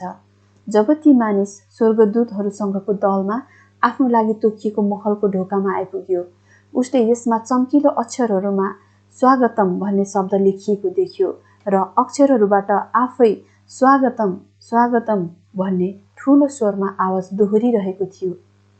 जब उसले आफ्नो घरमा प्रवेश गरेको थियो, अचम्म तरिकाले उसले प्रभुलाई त्यहाँ उसको सामुन्ने पायो। यसमा उसको आनन्द हामीले बयान गर्न नसकिने थियो र ऊ यसो भन्दै चिच्यायो, मैले प्रभुको उपस्थिति छोडेर उहाँको आज्ञामा यहाँ आएँ, तर मलाई लाग्छ कि प्रभु स्वयं मसँग रहनलाई यहाँ हुनुहुन्छ। उसको कल्पना गर्ने शक्तिले कल्पना गर्न सक्ने जति सबै कुराहरू महलमा थिए र उसलाई सेवा गर्नको लागि जो कोही पनि तयार थिए। नजिकैको घरहरूमा उसको आफ्नो जस्तै मन भएको सन्तहरू खुसीको सङ्गतिमा बस्दथे, किनकि यो स्वर्गीय घर त्यो राज्य हो जुन चाहिँ संसारको उत्पत्तिदेखि सन्तहरूको निम्ति तयार गरिएको छ। मत्ती 25:34। र यो महिमित भविष्य हो जसले प्रत्येक ख्रिस्टको साँचो विश्वासीहरूलाई पर्खिरहेको छ। एकजना घमण्डी सेवक र नम्र कामदार। एकजना सेवक जसले आफूलाई धेरै जाने बुझेको र धर्मी देख्दथे, उसको पूरा उमेर पुगेर ऊ मर्यो अनि बिना शङ्का ऊ एक असल मानिस थियो। जब स्वर्गदूतहरू आत्माहरूको संसारमा परमेश्वरद्वारा उसको लागि नियुक्त गरेको ठाउँमा उसलाई लैजानलाई आए, तब तिनीहरूले उसलाई मध्यवर्ती स्थानमा ल्याए र भर्खरै आइपुगेका अरू धेरै असल आत्माहरूको साथमा उसलाई ती स्वर्गदूतहरूको खटनमा छोडिराखे जोहरू असल आत्माहरूलाई सिकाउनका लागि नियुक्त गरिएका थिए। त्यति बेला तिनीहरू आफू चाहिँ अर्को असल आत्मालाई लिनका लागि फर्की गए। त्यस मध्यवर्ती स्वर्गदेखि श्रेणीमाथि श्रेणी हुँदै उच्च स्वर्गहरूसम्मै श्रेणीहरू छन् र कुनै पनि श्रेणीमा जो कोही आत्माहरूलाई शिक्षाको लागि भर्ना गराइन्छ भने त्यो चाहिँ ऊ पृथ्वीमा हुँदाको उसको जीवनको वास्तविक असलपनद्वारा निर्धारित भएको हुन्छ। जसले त्यो सेवकलाई उसको श्रेणीमा राखेको थियो, ती स्वर्गदूतहरू जब अर्को आत्मालाई गाइड गर्दै फर्केर आए जसको निम्ति तिनीहरू गएका थिए, ती स्वर्गदूतहरूले त्यो आत्मालाई तिनीहरूको बाटो भएर त्यो सेवक बसेको भन्दा धेरै माथिको श्रेणीसम्म ल्याए। यो देखेर त्यो सेवकले झुक्किएको आवाजले भन्यो, त्यस महिमित देशको आधा बाटोमा मलाई छोड्नु तिमीसँग के अधिकार छ, जबकि तिमीले त्यो अर्को मानिसलाई यसको नजिक लान्छौ। न पवित्रतामा न अरू कुनै कुरामा के म कुनै पनि हिसाबले त्यो मानिसभन्दा कम छु र वा तिमीहरू आफैभन्दा पनि कम छु र? स्वर्गदूतहरूले उत्तर दिए, यहाँ ठुलो वा सानोको वा धेरै वा थोरैको प्रश्न हुँदैन, तर मानिसले आफ्नो जीवन र विश्वासद्वारा जुन श्रेणी पाएको छ उसलाई त्यही श्रेणीमा राखिन्छ।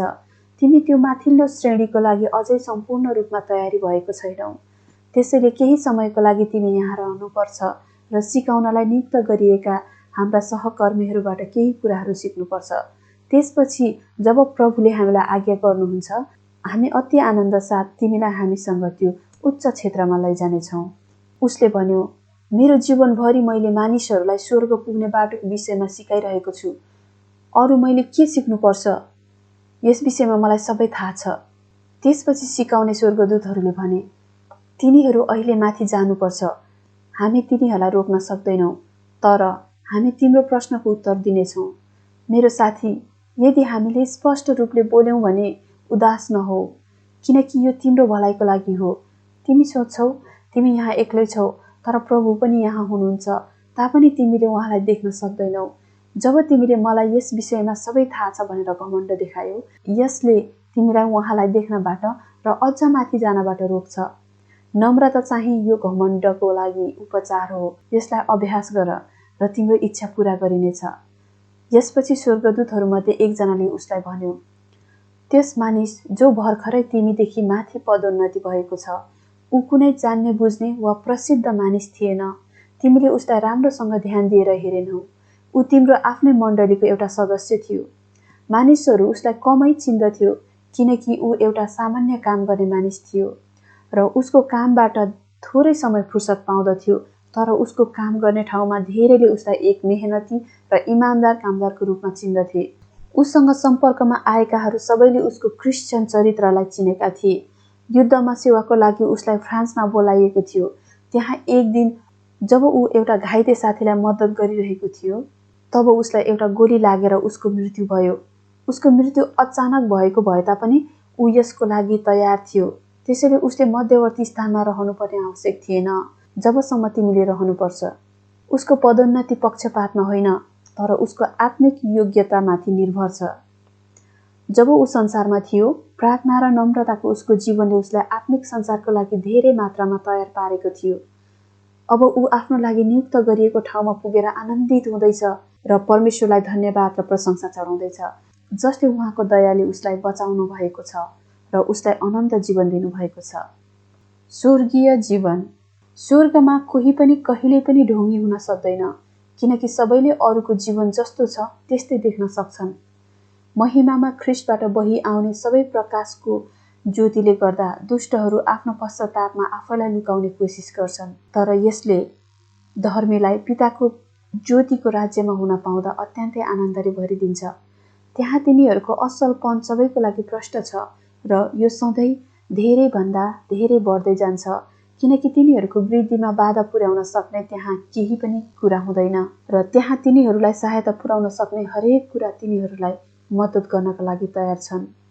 एउटा धर्मी मानिसले प्राप्त गरेको असलपनको स्तर चाहिँ उसको पूरै रूपबाट जगमगाउने चमकद्वारा थाहा हुन्छ, किनकि चरित्र र स्वभावद्वारा तिनीहरूले विभिन्न प्रकारको चमक दिइरहने इन्द्रधनुष जस्तै महान महिमाको रङहरूको रूपमा आफूलाई देखाउँछन्। स्वर्गमा ईर्ष्या हुँदैन, सबैजना अरूहरूको आत्मिक उन्नति र महिमा देखेर खुसी हुन्छन् र आफ्नै स्वार्थको कुनै उद्देश्य बिना नै सबै समयमा साँचो रूपले एकअर्कालाई सेवा गर्ने कोसिस गर्छन्। स्वर्गको सबै अनगिन्ती उपहारहरू र आशिषहरू सबैको साझा प्रयोगको लागि हुन्। स्वार्थदेखि बाहिर भएर कसैले पनि कहिल्यै आफ्नो लागि केही कुरा राख्नलाई सोच्दैन, अनि त्यहाँ सबैको लागि सबै थोकहरू पर्याप्त छन्। परमेश्वर जो प्रेम हुनुहुन्छ, उहाँ येशूको व्यक्तित्वमा उच्च स्वर्गमा सिंहासनमा विराजमान हुनुभएको देखिनुहुन्छ, जो धार्मिकताको पुत्र र संसारको ज्योति हुनुहुन्छ। उहाँबाट निको पार्ने र जीवन दिने किरणहरू अनि ज्योति र प्रेमको लहरहरू सम्पूर्ण जगतको सबैभन्दा बाहिरी क्षेत्रसम्म बग्दै आएको देखिन्छ र यो प्रत्येक सन्त र स्वर्गदूतको माध्यम भएर बगिरहन्छ र तिनीहरूले छोएको जेसुकैमा पनि जोश र जीवनको शक्ति ल्याइरहन्छ। स्वर्गमा न पूर्व वा पश्चिम हुन्छ, न त उत्तर वा दक्षिण, तर प्रत्येक व्यक्तिको आत्मा र स्वर्गदूतको लागि ख्रीष्टको सिंहासन नै सबै थोकको केन्द्रको रूपमा देखिन्छ। त्यहाँ प्रत्येक किसिमको मिठो र स्वादिलो फलफुल पनि पाइन्छन् र धेरै प्रकारको आत्मिक खानाहरू पनि पाइन्छ, जबकि तिनीहरूलाई खाँदा एक उत्कृष्ट स्वाद र आनन्दको अनुभव हुन्छ। तर ती खानाहरूको पाचन भइसकेपछि हावालाई चारैतिर सुगन्धित पार्ने एक उत्कृष्ट बास्ना शरीरको छिद्राहरूबाट बाहिर निस्कन्छ। छोटकरीमा भन्नुपर्दा स्वर्गको सबै बासिन्दाहरूको इच्छा र चाहनाहरू परमेश्वरमा पूरा हुन्छन्, किनकि प्रत्येक जीवनमा परमेश्वरको इच्छा पूर्ण हुन्छ। त्यसैले सबै स्थितिहरूमा र स्वर्गको प्रत्येक चरणमा प्रत्येकको लागि अचम्मको आनन्दको अपरिवर्तनीय अनुभव हुन्छ।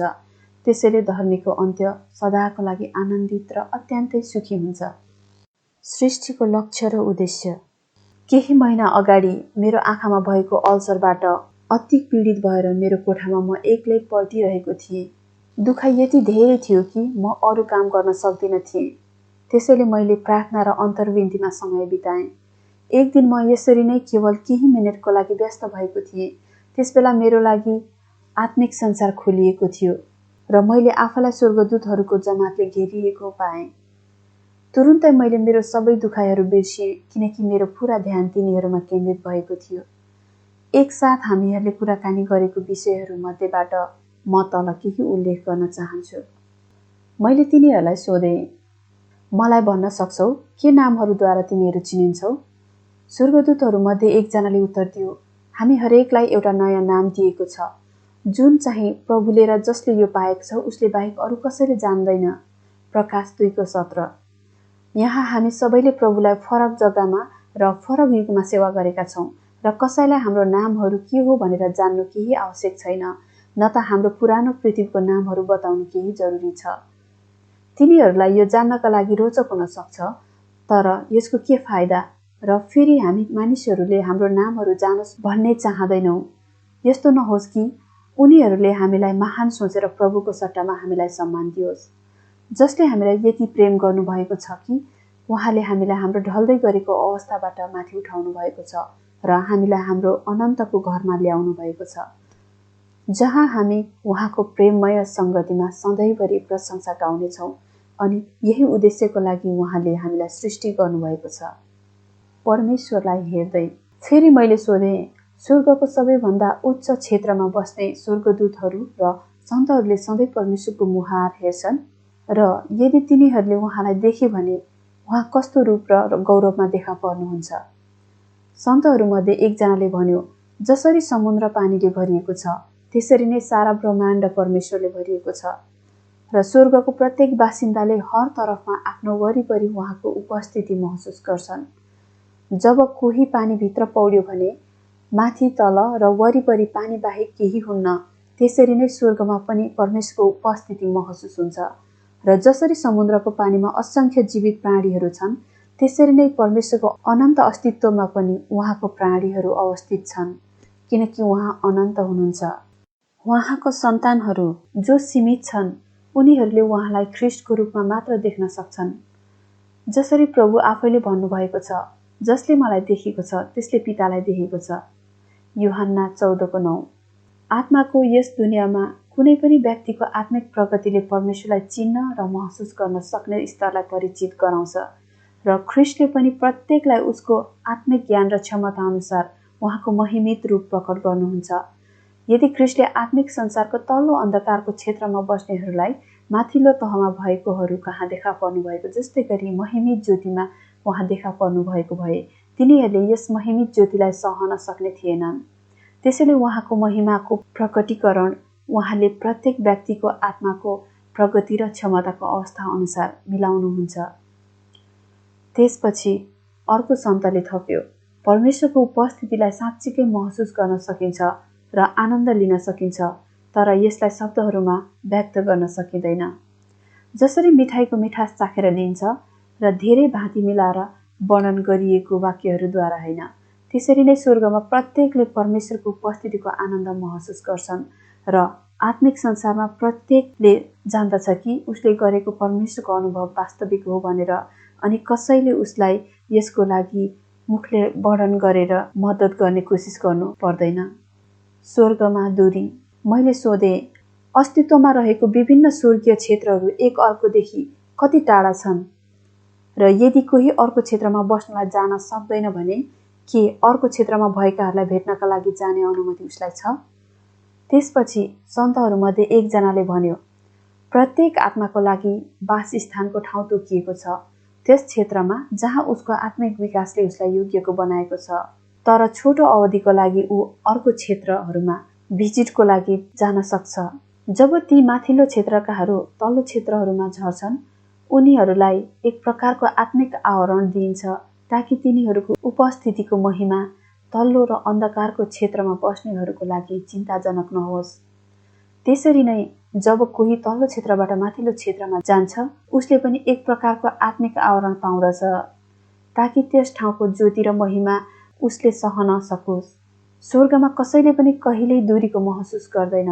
जसै कोही व्यक्तिले एउटा निश्चित ठाउँमा जाने इच्छा गर्दछ तुरुन्तै उसले आफूलाई त्यहाँ भएको पाउँछ।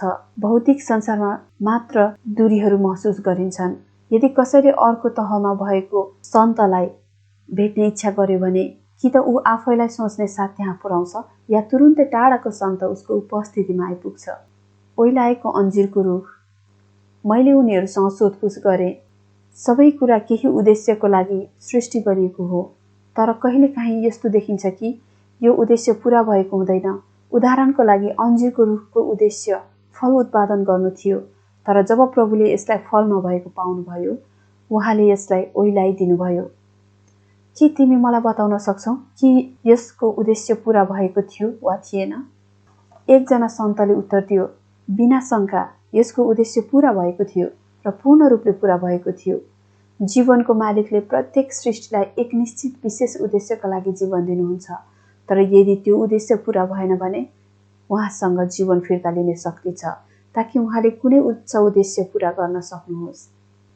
कैयौं हजारौं परमेश्वरको सेवकहरूले अरूहरूलाई सिकाउन र उत्थान गर्नका लागि आफ्नो जीवन बलिदान दिएका छन्। अरूहरूको लागि आफ्नो जीवन गुमाएर उनीहरूले तिनीहरूलाई मद्दत गरेका छन् र यसरी परमेश्वरको उच्च उद्देश्यलाई पूरा गरेका छन्। अन्जिरको रुखहरू र सबै सृष्टि गरिएको थोकहरू भन्दा श्रेष्ठ मानिसले यदि अरू मानिसहरूको लागि आफ्नो जीवन दिनु न्यायसङ्गत छ र यो मानिसको लागि सबैभन्दा उत्तम सेवा हो भने एउटा मात्र रुखले एउटा गलत राष्ट्रको शिक्षा र चेतावनीको लागि आफ्नो जीवन दिँदा यो कसरी अन्याय हुन सक्छ? त्यसैले त्यो अन्जिरको रुखको माध्यमद्वारा ख्रीष्टले यहुदीहरूलाई र पूरा संसारलाई नै यो ठूलो पाठ सिकाउनुभयो कि तिनीहरू जोहरूको जीवन फलरहित छन् अनि जो त्यस उद्देश्यका लागि असफल छन् जसको लागि परमेश्वरले तिनीहरूलाई बनाउनु भयो, तिनीहरू पूर्ण रूपले ओइलाउनेछन् र नष्ट हुनेछन्। र इतिहासको तथ्यहरूले हामीलाई स्पष्ट पार्दछ कि त्यस दिनको कट्टरपन्थी र संकीर्ण यहुदी राष्ट्रियवाद यसको बाँझोपनको कारण अन्जिरको रुख जस्तै सुकिसकेको थियो। अनि त्यही प्रकारले अरूहरूको जीवन पनि फलरहित छन्। तिनीहरू बाहिरी रूपमा फलदायी देखिएको भए तापनि अरूहरूको लागि धोकाको कारण भएकोले तिनीहरू श्रापित र नष्ट हुनेछन्। यदि कसैले यस कुरामा आपत्ति जनाउँछ भने कि जब प्रभुले त्यो अन्जिरको रुखलाई श्राप्नुभयो त्यो बेला फल फल्ने सिजन थिएन र अन्जिरको खोजी पनि गर्नु हुँदैन थियो, त्यसो हो भने उसले विचार गर्नुपर्दछ कि असल गर्नका लागि कुनै निश्चित मौसम हुँदैन, किनकि सबै मौसमहरू र समयहरू समान रूपले असल कामहरूको लागि नियुक्त गरिएका छन्, ताकि ऊ आफैले आफ्नो जीवन फलदायी बनाउनुपर्छ र यसरी त्यो उद्देश्य पूरा गर्नुपर्छ जसको लागि ऊ सृष्टि भएको थियो। के मानिस स्वतन्त्र एजेन्ट हो? फेरि मैले सोधेँ, के यो धेरै असल हुने थिएन र? यदि परमेश्वरले मानिस र सबै सृष्टिहरूलाई पर्फेक्ट बनाउनु भएको भए, त्यस्तो भएको भए न मानिसले पाप गर्न सक्थ्यो न त पापको कारण संसारमा यति धेरै दुःख र कष्ट हुने थियो। तर अहिले सृष्टिमा व्यर्थताको अधीन छ अनि हामीले सबै प्रकारको दुःख भएर गुज्रनु पर्दैछ। एउटा स्वर्गदूत जो स्वर्गको सबैभन्दा उच्च तहबाट आएको थियो र ऊ त्यहाँको उच्च पदमा थियो, उसले उत्तर दियो, परमेश्वरले मानिसलाई मेसिन जस्तै बनाउनु भएको छैन जसले अटोमेटिक रूपले काम गर्छ। उहाँले मानिसहरूलाई तिनीहरूको लागि तोकिएको कामभन्दा बाहिर जान नसकोस् भनेर तिनीहरूको लागि ग्रह र ताराहरूको जस्तै गरी लक्ष्य फिक्स गर्नुभएको छैन। तर उहाँले मानिसलाई उहाँको आफ्नै स्वरूप र समानतामा बनाउनु भएको छ, एक स्वतन्त्र एजेन्ट, समझदार, दृढ सङ्कल्प भएको र स्वतन्त्र रूपले काम गर्ने शक्ति भएको बनाउनु भएको छ। यसै कारणले मानिस अरू सबै सृष्टि गरिएको थोकहरूभन्दा श्रेष्ठ छ। मानिस एउटा स्वतन्त्र एजेन्ट नबनाइएको भए उसले परमेश्वरको उपस्थितिको आनन्द लिन सक्ने थिएन, न स्वर्गको आनन्द नै लिन सक्दथ्यो, किनकि ऊ एउटा मेसिन मात्र हुने थियो जो थाहै नपाई वा महसुसै नगरी चल्छ, या ती ताराहरू जस्तै जो अन्तरिक्षमा थाहै नपाई हल्लिरहन्छन्। तर मानिस एक स्वतन्त्र एजेन्ट भएको हुनाले उसको स्वभावको बनावट अनुसार यस प्रकारको निर्जीव पूर्णताको विपरीत छ र यस प्रकारको पूर्णता वास्तवमा अपूर्णता हुने थियो, किनकि त्यस्तो मानिस एउटा दास मात्र हुने थियो जसको पूर्णताले उसलाई कुनै निश्चित कार्य गर्नलाई बाध्य गर्ने थियो र त्यो काम गर्दा उसले कुनै आनन्द पाउन सक्ने थिएन, किनकि उसको आफ्नै कुनै रोजाइ नै हुने थिएन। उसको लागि परमेश्वर र ढुङ्गा बीच कुनै अन्तर हुने थिएन। मानिस र मानिससँगै सबै सृष्टिहरू व्यर्थताको वशमा परेको छ, तर सधैँको लागि होइन। मानिसको अनाज्ञाकारिताद्वारा मानिसले आफैलाई र अरू सबै प्राणीहरूलाई व्यर्थताको यस अवस्थामा सबै रोगहरू र कष्टहरूमा ल्याएको छ। आत्मिक सङ्घर्षको यस स्थितिमा मात्र मानिसको आत्मिक शक्तिहरू पूर्ण रूपमा विकसित हुन सक्छ र यस सङ्घर्षमा मात्र उसले आफ्नो पूर्णताका लागि आवश्यक पाठ सिक्न सक्छ। त्यसैले जब मानिस अन्त्यमा स्वर्गको पूर्णताको राज्यमा पुग्छ, त्यसबेला वर्तमान संसारको कष्टहरू र सङ्घर्षको लागि उसले परमेश्वरलाई धन्यवाद दिनेछ। तब उसले पूर्ण रूपले बुझ्नेछ कि उहाँलाई प्रेम गर्नेहरू र उहाँको अभिप्राय अनुसार बोलाएकाहरूका निम्ति हरेक कुरामा परमेश्वरले भलाइ नै गर्नुहुन्छ। रोमी 8:28। परमेश्वरको प्रेमको अभिव्यक्ति। त्यसपछि सन्तहरूमध्ये अर्कोले भन्यो, स्वर्गका सबै बासिन्दाहरूलाई थाहा छ कि परमेश्वर प्रेम हुनुहुन्छ, तर सारा अनन्तदेखि यो लुकेको थियो कि उहाँको प्रेम यति आश्चर्यजनक छ भनेर, कि उहाँ पापीहरूलाई बचाउनका लागि मानिस बन्नुहुनेछ र तिनीहरूको शुद्धताको निम्ति उहाँ क्रुसमा मर्नुहुनेछ भनेर। उहाँले यसरी कष्ट भोग्नुभयो ताकि उहाँले मानिसहरूलाई बचाउन सक्नुभएको होस् र सारा सृष्टिलाई पनि जो व्यर्थताको वशमा छ। यसरी परमेश्वर मानिस हुनु भएर उहाँको हृदय आफ्नो छोराछोरीहरूलाई देखाउनु भएको छ, तर उहाँको प्रेम प्रकट गर्नलाई अरू कुनै माध्यम प्रयोग गर्नुभएको थियो भने उहाँको अनन्त प्रेम सधैँको लागि लुकिरहने थियो। अब पुरा सृष्टि बडो उत्सुकताको साथ परमेश्वरको छोराहरू प्रकट हुने कुराको प्रतीक्षा गरिरहेका छन्। तब तिनीहरू फेरि पुनर्स्थापित र महिमित हुनेछन्। तर अहिले तिनीहरू साथै सारा सृष्टि यो नयाँ सृष्टि हुन नआएसम्म प्रसव वेदनामा कराइरहनेछन् र नयाँ गरी जन्मेकाहरू पनि तिनीहरूको शरीरको उद्धारको लागि प्रतीक्षा गर्दै तिनीहरू आफै भित्रभित्रै अर्थनाद गर्दछन्। अनि त्यो समय आइपुग्छ जब सारा सृष्टि सबै कुराहरूमा परमेश्वरप्रति आज्ञाकारी भइरहन्छन्। अनि भ्रष्टाचार र यस व्यर्थताबाट सारा सृष्टि सधैँको लागि मुक्त हुनेछन्।